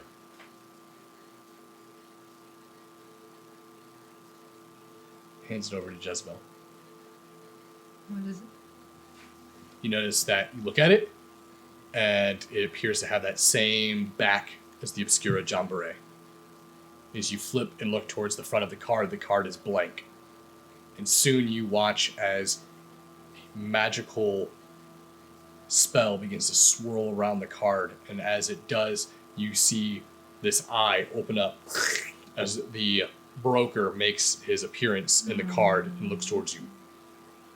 I hope that you made it out okay. Did you not? For the most part. Good, good. Don't worry about tonight's escapade. I'll handle it. Your crimes against the Zentarum will be removed. However, consider this a rain check. Great. If tarot ever calls upon you, be ready to answer. Did they hear this? Yeah, everyone heard it. Terrible. Marigold kind of steps forward. Well, you've went ahead and signed yourself up for a whole load of shit. We've been doing that a lot. Speaking of signing up for whole loads of shit, we need to all talk and put something up to a vote. Assuming everyone is, of right mind to do so. Barry kind of goes, well, I make most of my decisions drunk anyway, so yeah, I'm good. Everyone sort of nods and agrees.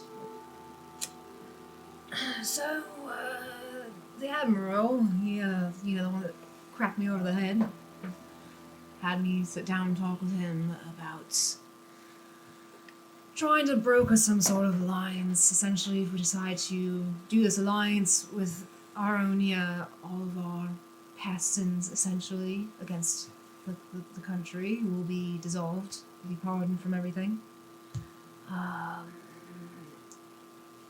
They're trying to do a thing with having all the pirates become allies. Apparently he's written to every pirate lord and no one's ever sent anything back. Don't know what I'm supposed to do about that, personally, but... Well, that makes sense. I mean, most pirate lords are going to tell, symbols of authority to bugger off. Yeah. So, which is why I don't know what the fuck he wants me to do. Hakan, you notice he kind of... Makes sense, though. It could, in theory, work. You notice that Marigold kind of looks over. I mean, yes, if you could get them to stop squabbling or kill the ones that are the problem. Yeah, I could see that. One down already, I heard. Calypso's gone. And Jethro. Jethro's That's gone. 2 down. So, we just have to find out which pirates are on our side. Well, we already have the Green Manies. You notice that Igor makes his way and goes, hey, the Green Meanies, and you have the Blast Iron crew. So there's 2 on our side. Taku makes his way forward. Does this mean we're heading back out onto the sea? If we agree to this. He looks towards Bruka. And you're sure you want to stay? Yeah. I've been having quite a lot of fun. Taku, what about you? I don't like the ocean, but I suppose I can get used to it. Just give me something to hit every once in a while, if you could.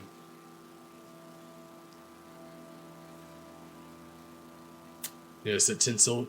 I mean, I don't really know a lot about pirates, but I mean, I'm down to do whatever you need, Captain. So whatever you think is best, I'm gonna put that in your town. Let you mayor that.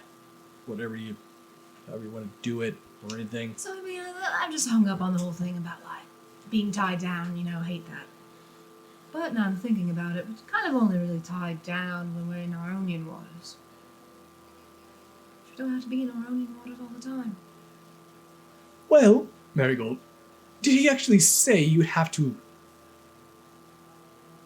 report to them, or that you would be part of their fleet, or would Can't you really be go into specifics. Because if we're our own privateer, then essentially we can do whatever the fuck we want, and it's considered under the flag of Aronia. Well, yeah, but we still have to do things for them, I'm assuming. That's the whole part of the deal.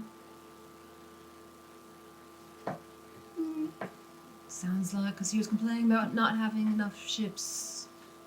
So it kind of sounds like he wants extra ships in the mix here. You notice that Hakan, Well, that doesn't make quite a lot of sense. He has the largest fleet in all of Aronia. If he doesn't have enough ships, then what is he planning on fighting? Talking about, Benalia. Fuck, what was the other one? Oh, yeah, There were Old 3, Bale. I think, besides Old Bela.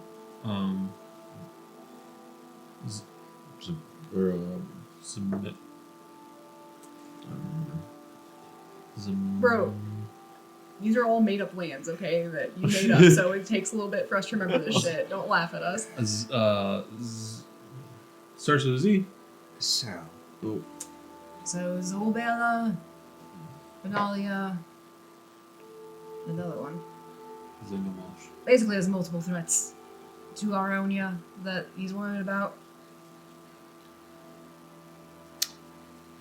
to me, it sounds like he wants to just treat us like a bunch of children and put us out into the yard to play with each other.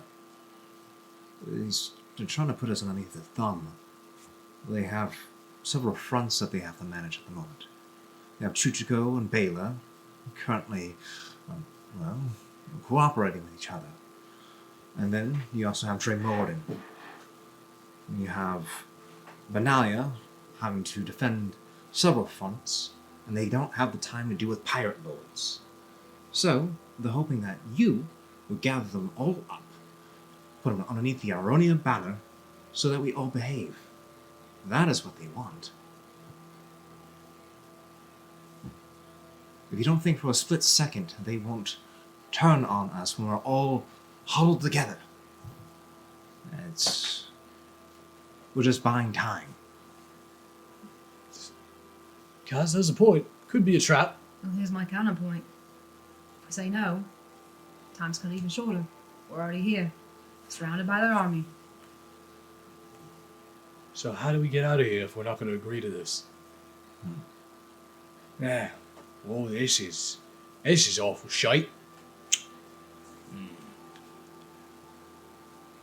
I'm not saying not do it and not buy us time, but we shouldn't think this is just, a free pass in open water to privateer.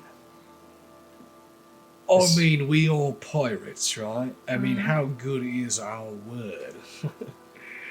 Maybe we just agree to it to sail away and then say, fuck y'all, have fun trying to catch us. Where are we going to go, though? The Cinderlands are on the open waters, and they're trying to claim it. You got Old Bela and Chutako.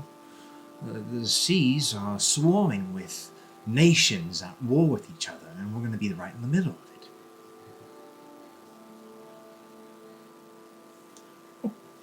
All right. What about this?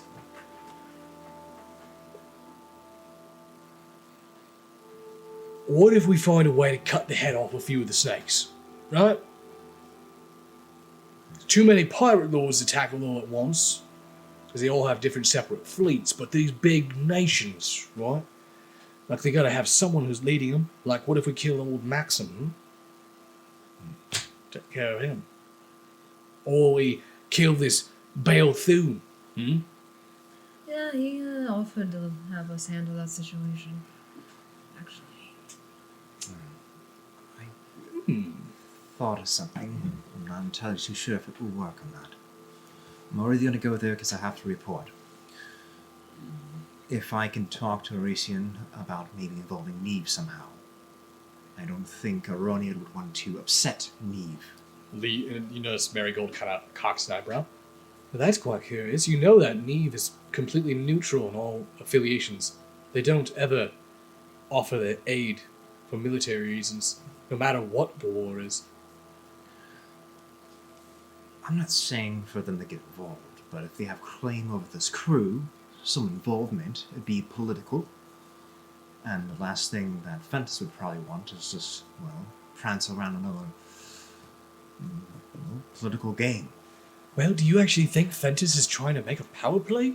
I mean, he's supposed to be working with Benalia. Is Aronia doing this for themselves?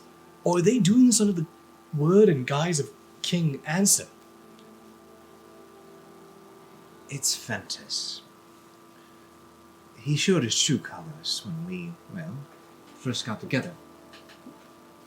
I don't think he has any other loyalty other than himself. You notice that Taku kind of perks his head up. Fancy man with fancy clothes and fancy words. Don't trust him. I don't trust him either, and he's also a man you shouldn't trifle with.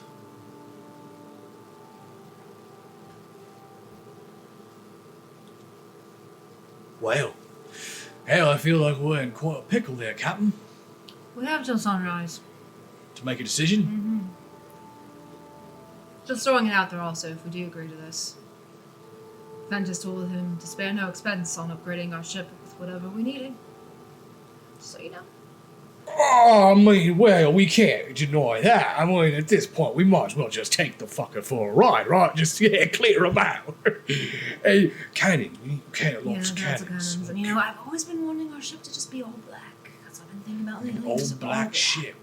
Matte black. I like that. Like Nice finish. the spider of the sea. Don't like that. Oh, well. The water spider of the sea. We'll work on it. We'll workshop it. Okay. You notice that Claudia, who's been quiet the entire time. You know,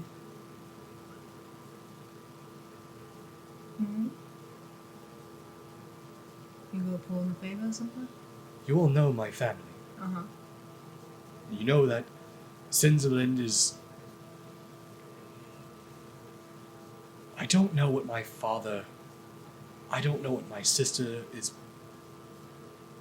I don't know what they're planning to do or why they're here in the Strand, but that is another option. We could travel to Dremorden.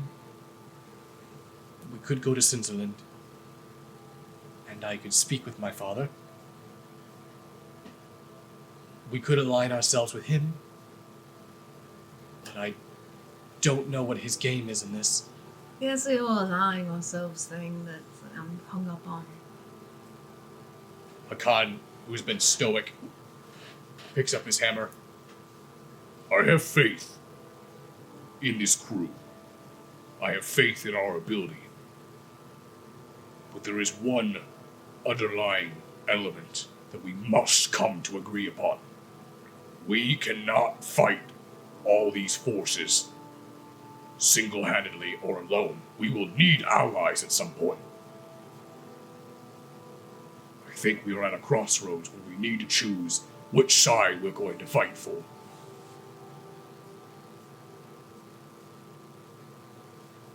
That, as he puts his hammer down, Is my stance. Marigold. Hakan, you're going to need to calm down with the assertiveness there.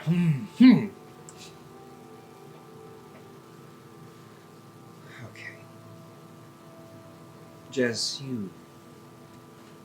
you'll decide whatever's the safest for all of us. I know that. So I completely trust whatever you decide.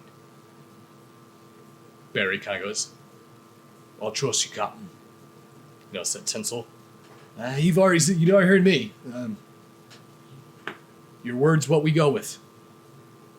Igor.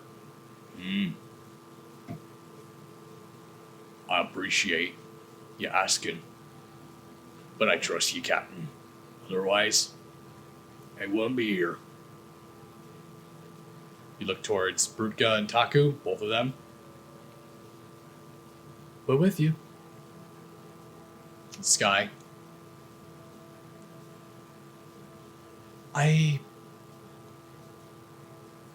want to get to my dream, and the only way I'm going to get there is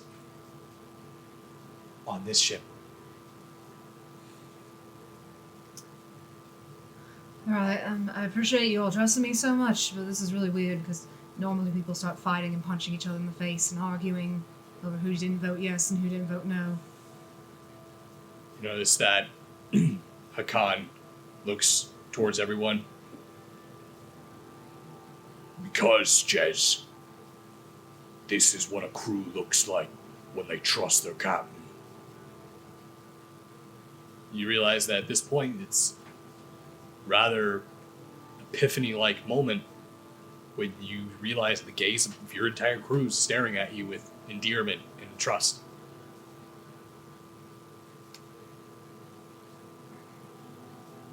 Alright, I'm gonna take the night in my quarters. Try to figure this out. Alright, you heard her. Everyone, back to what you're doing. Come on, let's go. Everyone begins to scatter and head back and start doing what they're going to do. Notice that Sky walks over towards you, Lavende. Are you okay, Lavende? Wow, you smell awful. Where have you been? I had to do what I had to do because I didn't know the situation that we were in. I need to go to the bathhouse both to take care of this, and I got to talk to the guy again that I don't really want to talk to, but... Okay. Well, it's good seeing you. You could come with if you want. I don't really want to go alone. Sure. I'll go. She reaches into her pocket. You see she grabs some pieces of fabric and just shoves them up into her nose. I'm ready. Better watch Francis too. Yeah, I got to watch my friend too. Is that a rat? His name is Francis. He's really nice. You named it. It's Why is he looking at me like that? He thinks that we're gods. We all fall from gods. Don't tell him that. I can't talk to us. So as I see Jezebel heading towards her cabin, I want to follow her. Okay. Once we enter in, I know you probably have a lot going through your mind right now, but I'm just telling you, we're letting you know that I'm going to go take care of some business before the night's over. Is this something you're not sure you're coming back from, type of thing? Maybe. It depends how someone decides their words. Oh, that business. I'm gonna pull Calypso's hat out of my sack. I'm going to go collect what I'm owed. And then after that, I'm going to head a Neve for a little bit.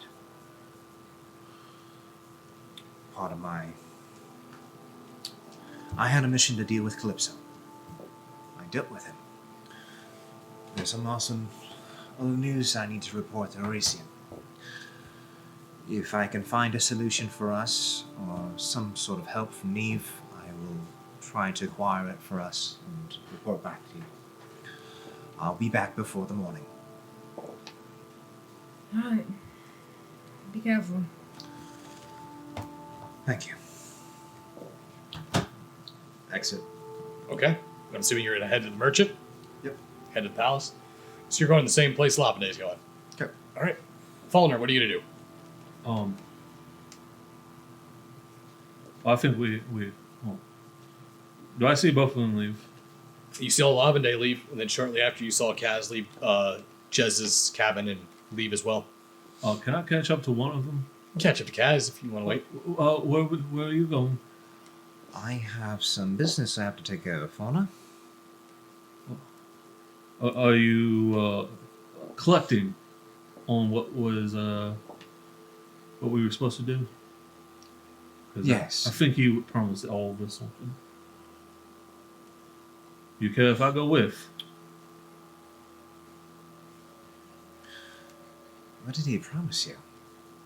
Well, he first gave me this that conch on that ship, but then he promised there was more to it.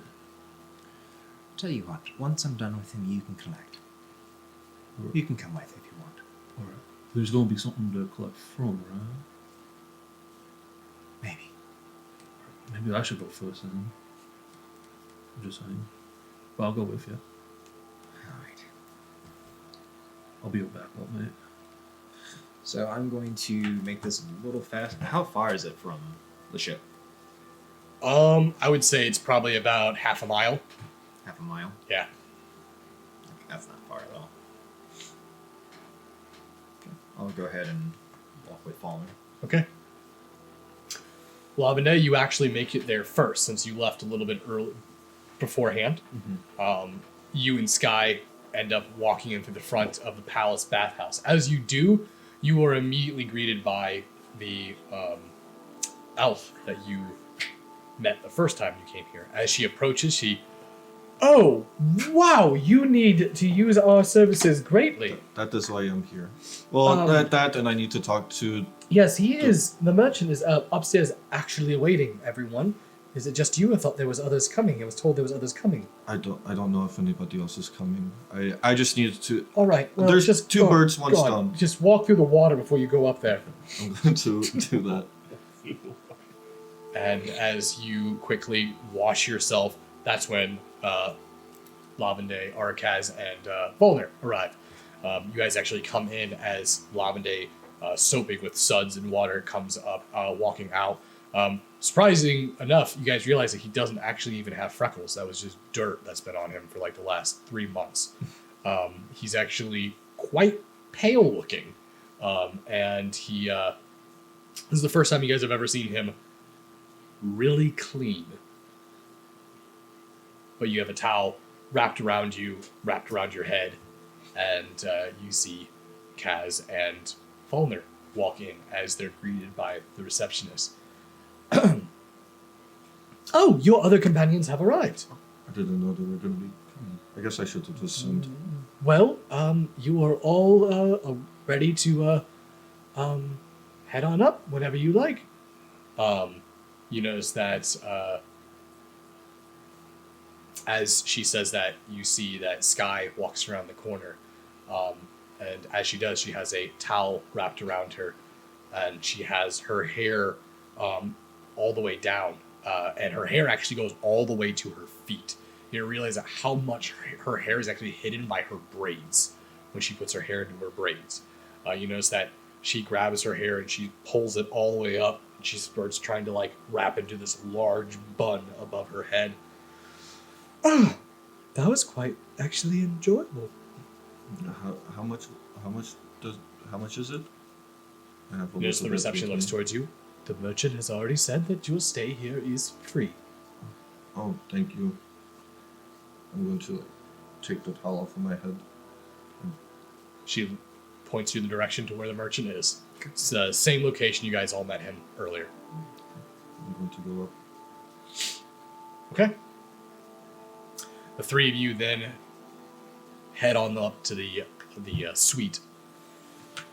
And as you all open the door, you come into the... This time, all the windows are open. The balcony is wide, and the doors are all open. The cool or I should say the coolish, warm sea air is blowing in through the windows. You can see the well-lit city of Etros in the background, and the tops and the domes of different buildings as you look at this nightscape city in the distance of the balcony, as the palace is one of the highest buildings in all of Etros. You see that he is currently awaiting you. The room's well lit with candles. It's very, very decadent and appealing as you enter in. You notice that he just finished pouring himself some sort of glass to drink. As he takes a drink of this warm, brownish colored liquid. Ah, there you all are. I was waiting for you all to come back. And how was Calypso? Dead, I hope. I pull out the hat. Good. So you're all here for your rewards. Who's first? Sets the drink down. Drink, anybody? I'm okay. I'm okay. I understand you had something for me, and also, Captain is not here right now, but I'll take whatever you promised her. Ah, yes, Jezebel. It's a shame she wasn't here. I was waiting to see her face, and I gave it to her. Well, she is very preoccupied. Tied down with Maxim's whole proposition? You know about it. Well, I have spies everywhere, including his forces, as well trained as they are. Gold often is a very, very adequate provoker. Sure. That's fair. Have you figured out what the shell is? I know it had to do with a certain. I know it had to do with sea giants. It does. You've done your research. And how did you find that out? I'm quite gifted with when it comes to giants. So I have heard. I remember a tale of a Odo Slavey, a rather well-known hill giant in the hills far. Very interesting story. You have to tell me sometime. Sounds interesting. I just might. Well, you are already very well aware that it is a cipher. Not just a cipher, but it's also an instrument. And this pulls out from his pocket. Looks like sheet music. This is a relatively old song. Now, if you were to play that song now, it would just be a simple melodic tune you'd listen to. But with your cipher, and you roll it over the paper, changes some of these notes to a different song. Sea giants, supposedly long dead, which is true, I think. Thank you. There is a particular place in the ocean said that their kingdom used to reside with. Apparently playing this tune will open a pathway to their long-forgotten city. And this city just so happens to be the last location of a weapon known as Squallbreaker.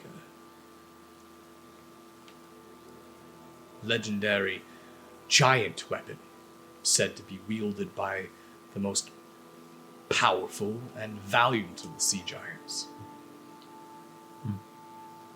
And does it mention what type of weapon it is? Some legends say it's a hammer, other legends say that it's a club, other legends say that it's a trident or an axe. No one's quite sure. But there's only one way to find out now, isn't there? I suppose you're right. And about me Captain's who We'll save her for last. I believe you have some 2 other companions that have actually made the effort to arrive. Sure. Who's first? Why don't you take care of Lavender? Ooh. Cass, so serious. Alright, Lavender. Your sister. You thought she perished during the attack. I watched it happen. You watched her tell you to flee into the woods, and you heard her scream. At least that's how she recounted the story to me. You see, she came here looking for you. She heard that I was a man who could acquire certain things. She heard the story of a boy who has turned up in Gutterport. One thing led to another, and well, now there's a... What's that country that you're from? I was told Bullstead. Ah, that's right, Bullstead. That country that's so new, so fresh. Although, just a few decades ago, it was quite different. The Freelands, I believe they called it, wasn't it? A place where someone could really start a life, grow a family, or a field or two. Problem with Freelands: no one to protect you from the monsters knocking at your door. Your sister's very well alive, and looking for you, by the way. Last I checked, she was heading to Bolstead. Rather dangerous place for her, I believe. Especially if you're... Who was it? Your stepmother, who believes that your father's bloodline's dead. Well, now that would really make a interesting family reunion. Yeah, it would. I was told not to go back there. I told her the same thing, but she was insistent that if she was going to find her brother, that that's where you would head. She left about 2 months ago. If she was traveling on foot or by horse, it would take her at least 4 months. Now that winter's arrived, she's probably had to at least stop a few times, slowed down by the weather. If you're lucky, maybe 5-6 months to get to Bullstead. Where did she go? She headed north, of course. But I don't feel like that's adequate enough for you. What does that mean? How would you like to talk to your sister? What do you mean by that? Well, are you familiar with the spell message? I'm not really familiar with much of anything. Well, I have met your sister recently, and I still know her face quite well in my mind. I can reach out to her, see if she answers my call. It's been a long time since you've seen your sister. She looks quite different now. As do I. As do you.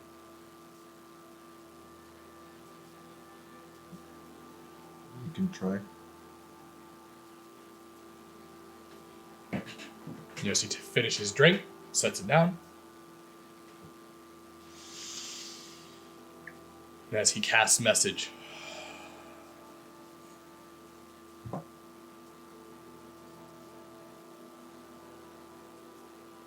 see him look over towards you. What would you like to tell her? I'm happy that you've been looking for me. I'm happy that you're alive. I thought everyone was dead when I came back. And it is good to know that there is somebody still there. Your brother is with me. He is alive And well, he is happy that you're looking for him. He is here in Etros. Do not return to Bolstead. It takes a few moments before a response comes back as he watches his eyes light up. And he begins to speak, and as he speaks, it's your sister's voice exiting from his mouth.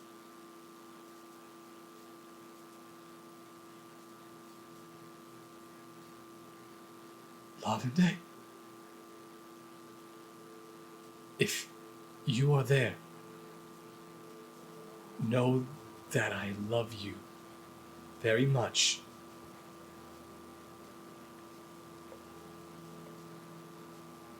I was going home when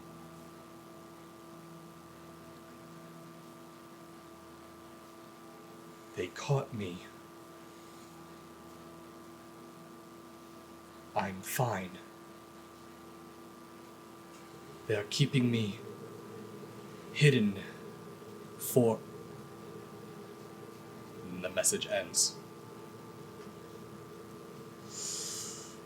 She's out of words. Well, at least you know now she's alive.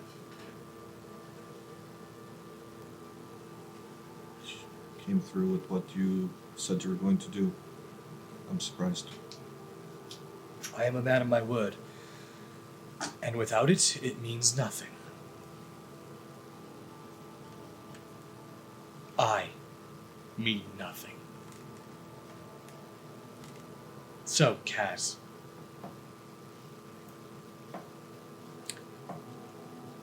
Lily and Luna. Their freedom? Yes. Already been arranged. In fact, that's why Lily's not here. But I know how spiteful and dangerous you are. I heard what you did to Calypso in that lodge. Good. And I would be lying if I said I wasn't a little scared. I'm a little puckered at the moment downstairs. So, let's do this without any bloodshed. You trust me that I am a man of my word, do you not?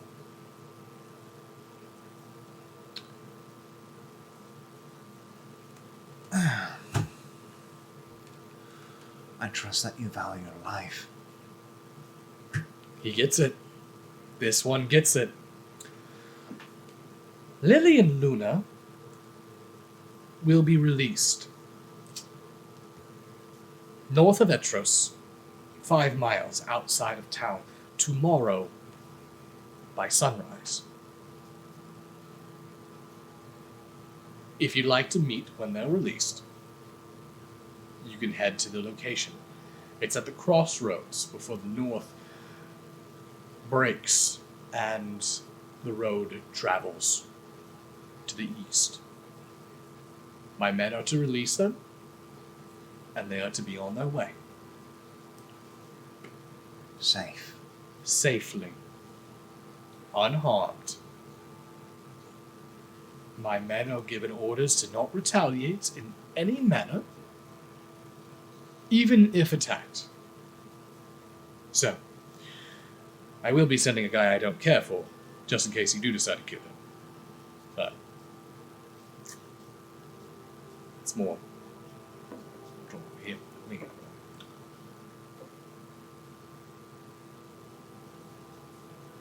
Or you can kill me now, and you will never see them again.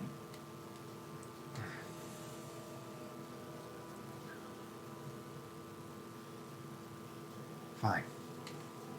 I'll take your word. Very well.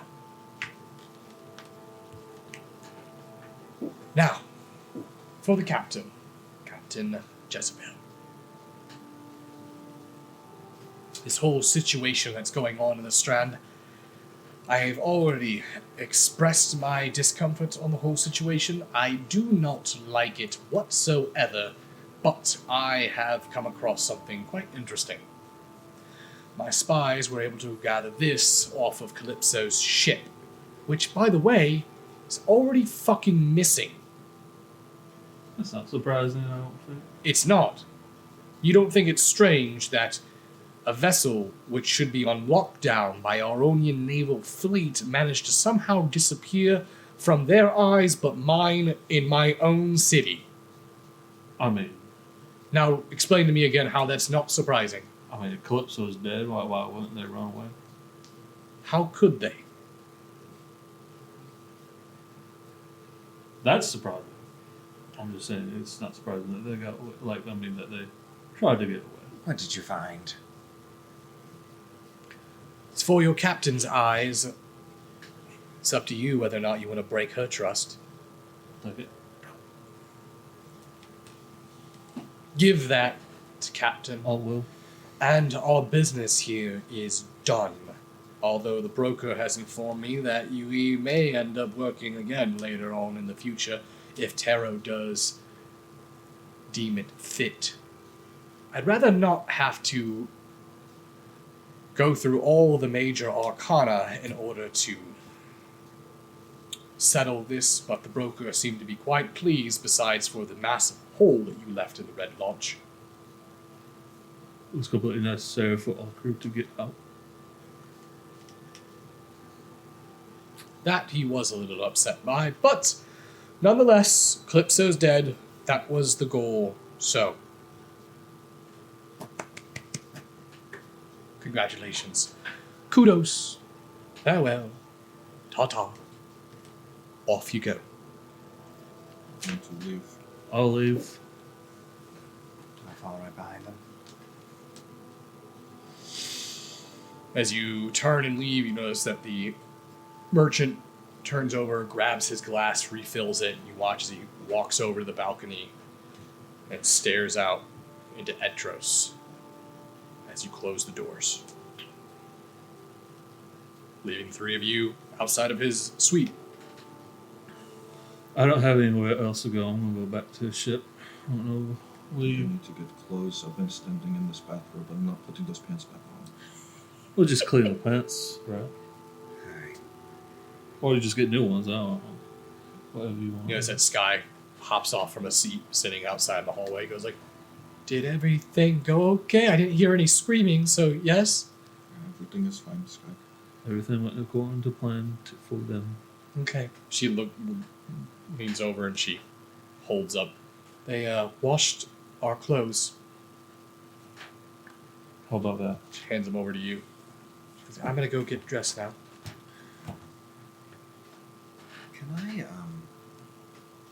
Can I roll?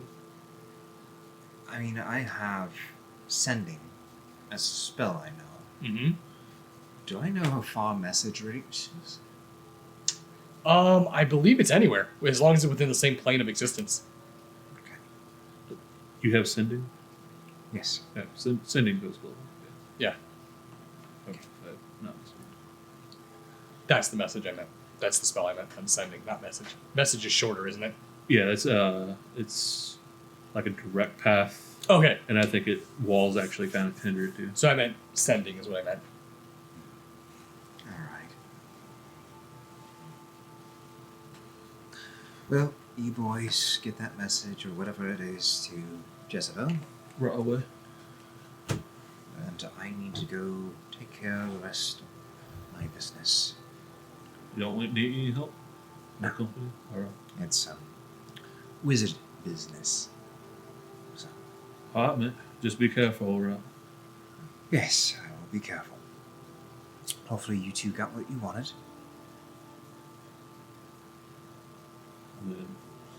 I kind of came here not expecting anything, so I can't. I'm leaving with something more. It is what it is.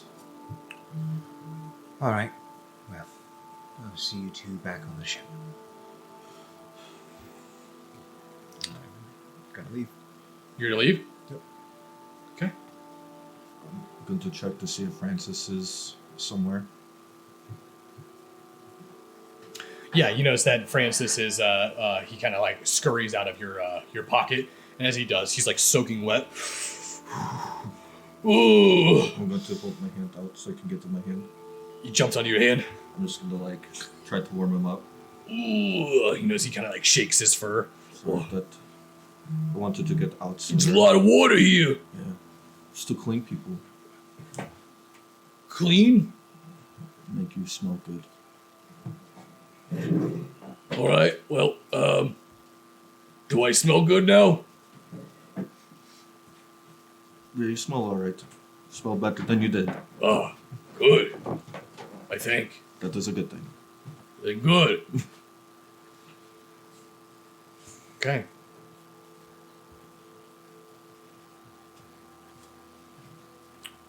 Do you make your way back? I'm going to go back to the Folder? ship. Yes. All right, and I'm assuming that you are going to Nearby Wizard Tower. Wizard Tower? Okay. As you make your way back to the ship with Sky and Fulner, you go to Jezebel? Or, no, Fulner has Jez's... Yeah. Okay. I can go there anyway to let her know about the sister situation if she cares. Sure. Okay. I'm going to go. Who is it? It's me, Lavender. Do you mind if I come in? Yeah, come in, Lavender. It'll be a quick second. Yeah. I'm gonna open the door and go in. Must be like half a bottle deep. Just like hovering over a map on the table. Fulner has something for you, but I wanted to let you know. He came through with everything that he said. The merchant did. Oh, My sister. I forgot about him already. My sister is alive, and I actually talked to her a little bit. I think. I don't know, but she said that she was. It sounded like she was captured or something. She's going back to Bolstead, and she's maybe. But she was here 2 months ago. He said. She's been captured. It sounded like it. Somebody. It's hard Who to would say. have captured her? I don't know. I mean, if it was Bolstead, I don't know. If they found out that people were still alive, I was told. You guys even suggested that I shouldn't go back. Yeah, the little evil stepmother thing you got going on. Yeah. So she's not that far away. I might go and try to find her. How do we even know where to start? All he told me is that she went north. I didn't get to talk to her long enough to know where she was exactly. Whatever he did. Maybe you can ask Gaz if he can try to get a hold of her. So he knows someone, maybe. Like that sounds like wizard stuff or something, right? I mean, the merchant said that. I don't know what exactly spell he used, but he said that he could remember her face. I don't know if maybe remembering what they look like or having something like that. I don't know if Kaz would be able to do that. Complicated then, huh? Yeah, it sounds complicated. Yeah. I just don't. Everything's complicated. I don't really know what what I'm supposed to do, because I don't want that to. We got way more important things to do. It sounds like. I mean, family is important to some people, right? I assume it's important to you. Those, Usually something people care about. I mean, I kind of gave up on that. To be fair, when I found out that my dad was dead, I didn't even care at that point about it. But now this is kind of complicating things even more. I don't know if maybe you had some suggestion on what I do. Well, was she in danger, did she say? She just said that she was safe, but captured, I think. I don't know. Captured but safe. I don't know if it's a trap. Interesting. Honestly, I'd ask Kaz about that magic stuff. Messages. He said he was going somewhere. I don't know where he's going. He said he'd be back by morning. Maybe I could talk to him then. I'm going to reach into my pocket and pull out the jailer's keys. Put them on the table. In case we ever get captured, these are the keys for the...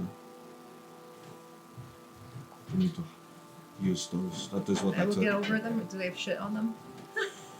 They were cleaned Okay. in the process of the clothes washing. It's actually good thinking that one day. I want to hold on to those. I didn't know what was going to happen, so I tried to get the keys, and it just kind of came to me.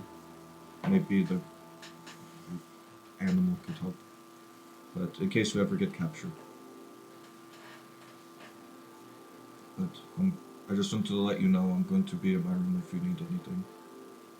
Thanks, Lavender. Thank you. And I'm going to leave and go down. Okay. As Lavender leaves, following, you see Lavender leave Jez's cabin. As soon as he leaves, I go knock on the door.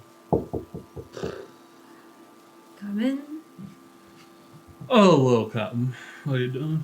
Falling Well, I got what the merchant owed you. I'm gonna pull out the envelope. Did Gas kill him? No, actually. Why? I thought he would have killed him. Well, he kind of was smart about it. Said that he had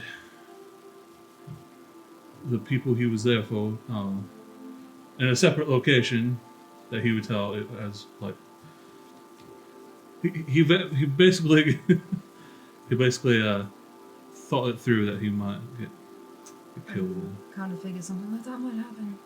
And Oh, I know you have a hard decision to make, but are we not pirates, right? the last I checked. Why not just say yes to the deal, get what we get, and then betray him at some point? I'm working on it, Fauna. Trying to hammer out the details right now. And then, like we can wait till the opportune moment when everything is on in favor for us. I Right. appreciate you trying to think outside the box. I'm just like I know you got a difficult decision. That's just my thought process of it all anyway. You know, normally I wouldn't. I have this habit of pretending not to care about things. It makes it easier. Seeing everyone just dump all their trust into me today, a little unsettling. I'm feeling things I don't normally feel. It's gross. But regardless, I want to make sure I try to do this right. Well, I do trust you to do right by all of us, so we're all here for you, and we all a crew, so it's like a family sort of. I'll go start to open it and I'll stop.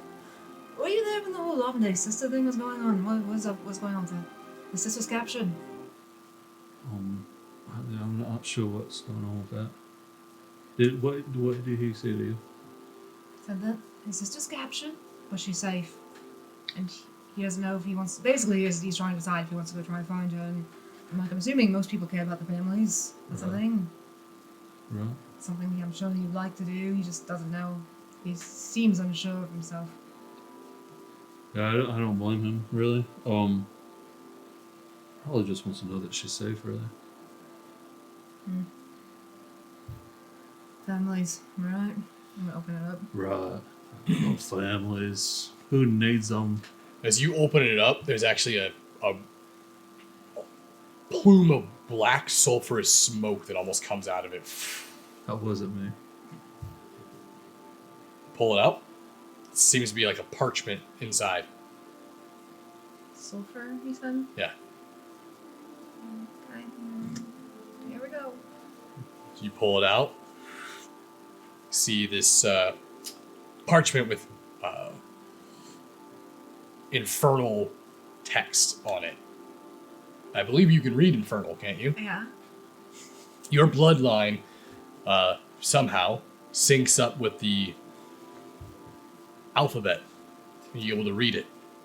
It appears to be direct orders from Belthum, and it has a old Bela symbol burnt into the bottom of it.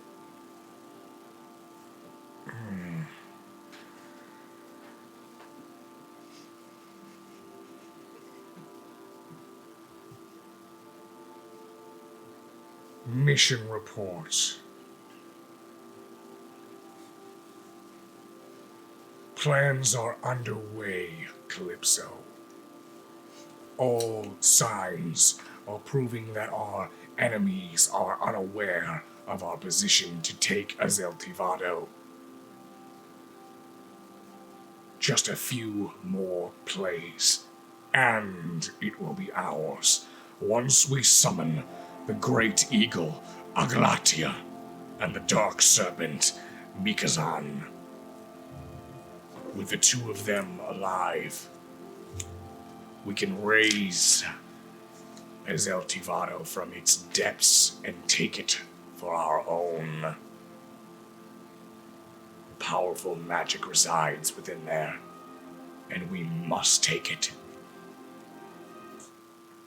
Destroy this, Calypso.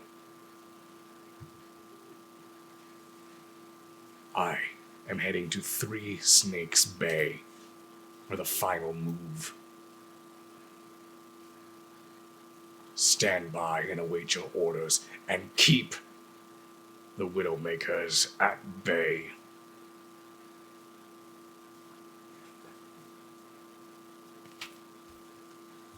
Holy shit.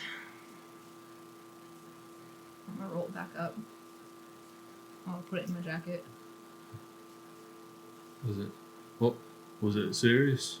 I think we're going to Three Snakes Bay. 36 Bay. Do I know 36 Bay? It was discussed earlier, yes.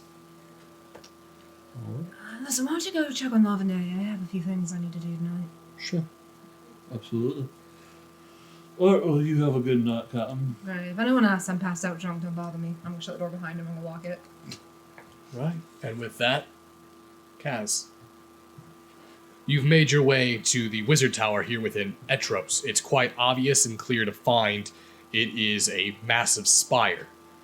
Upon entering it, you hear the sound of bubbling concoctions and alchemy work being done, until you hear all like utensils and equipment drop, and until you notice a rather elderly man kind of poke his head out. Ah, who's here? My name's Kaz. Ah, Kaz. You notice he raises his hand, and you see his sigil activate. An apprentice of Lorisian. I myself was an apprentice when I was just a mere young man. You look at him now, he's definitely well into his later years in life, his twilight years. Please, come in, sit. Are you looking for guidance, or are you simply looking to use the teleportation? I would like to use the gate. Very well. Feel free. I'm simply just working late on some potions for some locals. Tell him Edmund sends his regards. I will do. Thank you. You know, as he turns and gets back to work. I'm gonna head straight to the gate. As you go through, you exit out into that main central teleportation hub, and you recognize that sudden temperature change you never used to it. It's so jarring. But you find yourself into those clean, pristine streets of Neve with the floating spires. And where would you like to go? I'm gonna head straight to his quarters. All right. You make your way straight to Larisian's quarters. And as you actually enter, you see him closing his office door and locking it with a key as he turns his nose and sees you. Kaz, I was not expecting you. You know, as he unlocks his door and opens it back up. Please, come in. I was just getting ready to leave. I walk right in. Shuts the door behind him as he moves over and sits down. So, are you here for a mission debrief? Yes, Edmund says hello. Edmund, Etros, yes? Yes. Yes, it's been some time. Good students, very good. What's he up to? Well, he appeared to be working on something before I interrupted him. I needed to use the gate. When you go back, tell him that he needs to stop by more frequently. He tends to forget and lose track of time. Man's well into his 150, years of age, I believe. Much older than what a human should be doing. Well, I'll try and remind him. Hopefully he remembers. So, how can I help? Reach into my bag and put Calypso's hat on his desk. Well, you can report back that I have taken care of Calypso. Very good. So quickly, too.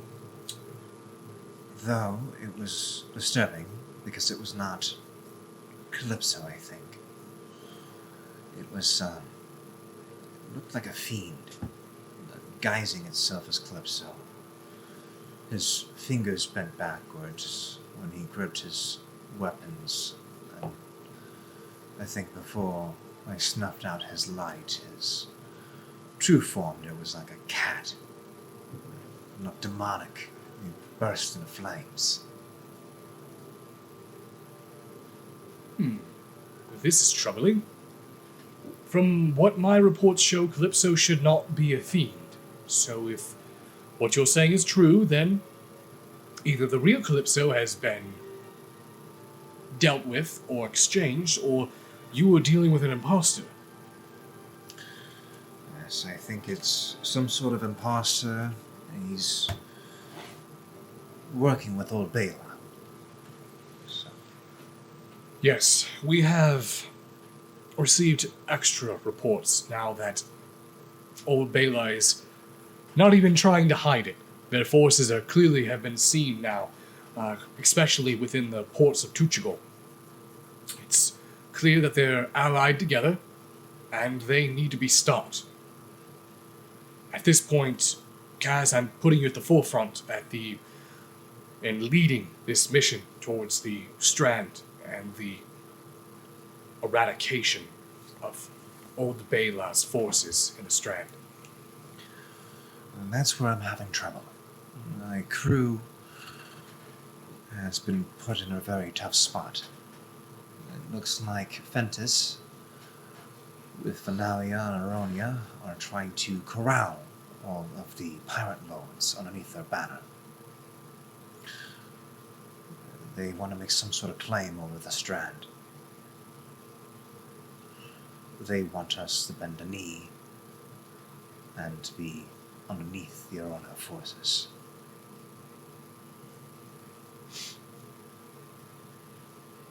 Well, as official mages of the city of Neve, we politically cannot engage in military warfare with them, or align ourselves with a financial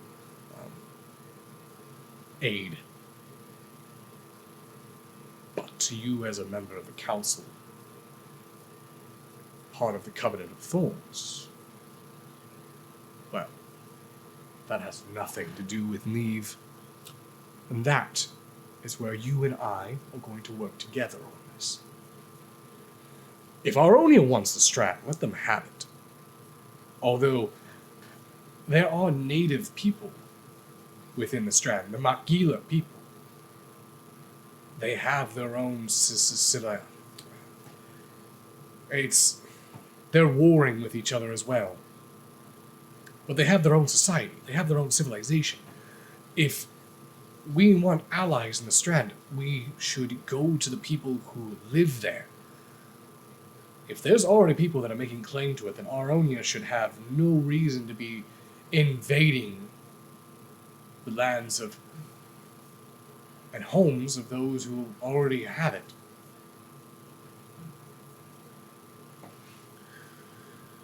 Well, I appreciate your guidance on this. I'm afraid that we might have to at least buy some time with joining them. But it's Jezebel's decision. It's her crew, her ship. Convince her to make the decision. Are you sure on that? We join with Aronia for the time being. I have a feeling Fentis has a game to play in this. It is no surprise, after the several months he's been put into a station of power, Aronia has militarized in a way that is unexpected, that forces, whether they want it or not, Aronia is making it very evident that they are ready for war. And at this point, the drums have been rattling for a very long time now. Alright, well, I'll make sure that hopefully try to push Jezebel in that direction. There is one more thing. Yes. Some of the other Covenant members have discovered that old Baylor did acquire another lodestone. From where? Unsure, unclear. But what we do know is Baal Thum destroyed it. Now, that can only mean one thing, to my information.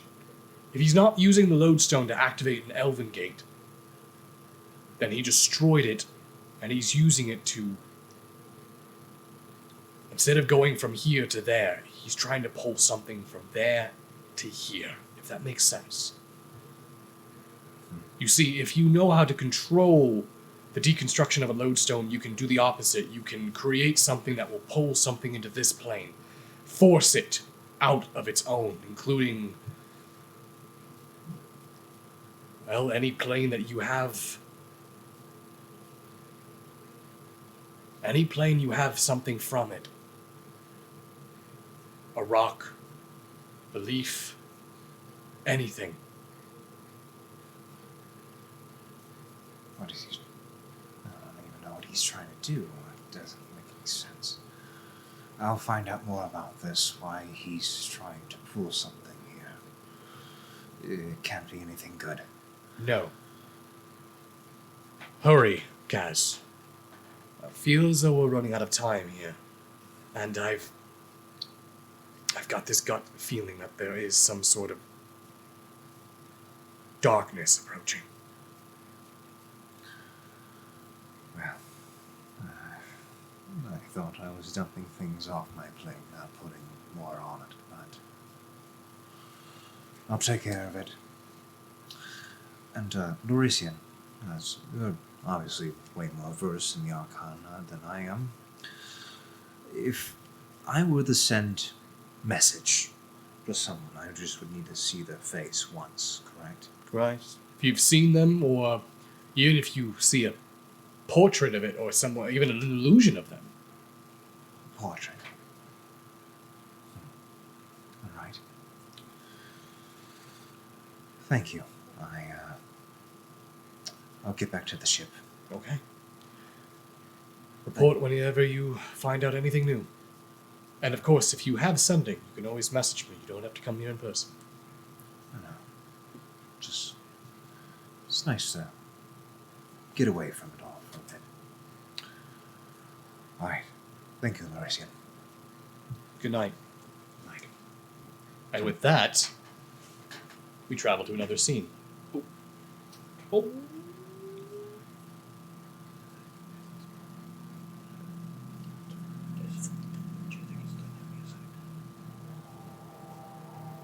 Somewhere far away, in an unknown chamber, in an unknown location, in a dark, dark room, large black doors are pushed open. This beam of light peers and soaks into this room. Sound of footsteps enter into the room. This pale bluish green flame ignite throughout this chamber. You see this half circle of seats raised off the floor level. In the seats, you notice there are multiple skeletal figures sitting there, donned in their robes and their iron crowns, their scepters at their side. Approach. The Dark Council. You hear those footsteps. A man with raven black hair, pale skin, glowing, piercing blue eyes. Dapper black overcoat, green cravat. Well floral vest underneath. Nice clothes. Your Dark Council. It is I, Oliver Marchand. Your humble, trainer. And it is so good to be training nightmares again for the council. I've already acquired a new rider. I think he will do quite well. We have not called you for your horses, Marshal. Then please tell me, what can I do? How can I be of service to the council? You notice one moves his head forward. I do not see Vecna here. Where is he? You notice that another one speaks up. You fool, you know he was defeated by those fools in Exandria.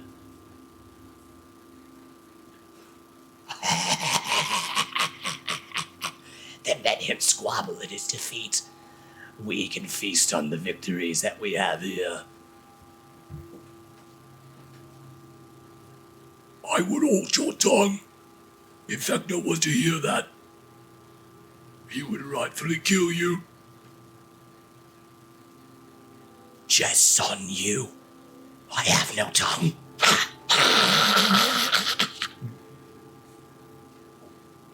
Enough!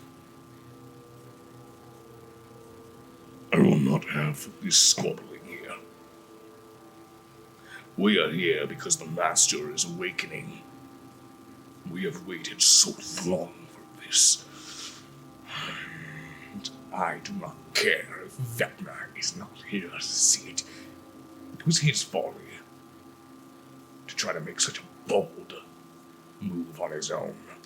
If he would have requested our aid, then perhaps he would have succeeded. You would think that, wouldn't you, Asarak?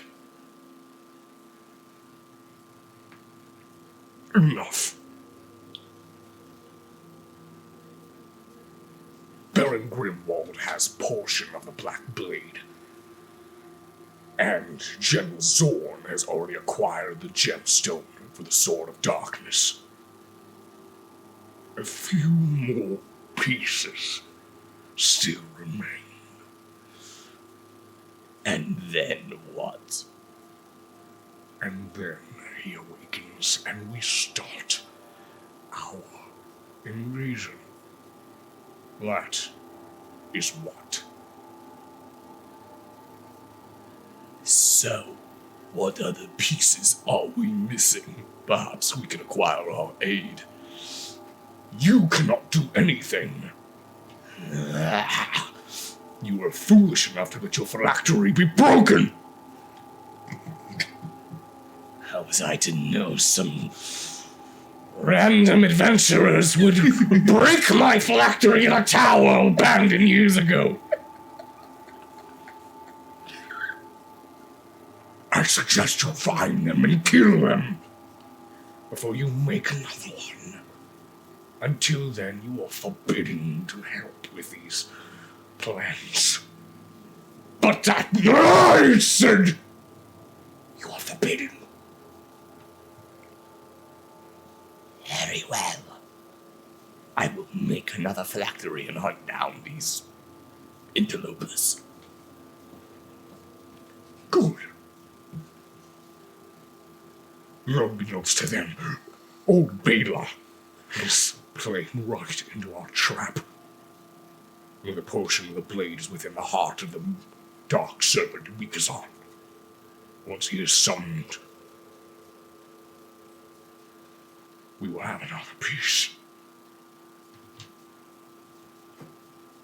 I, again, do not wish to interfere or interrupt you here, Asarak, but why did you summon me if you don't need your horse lord?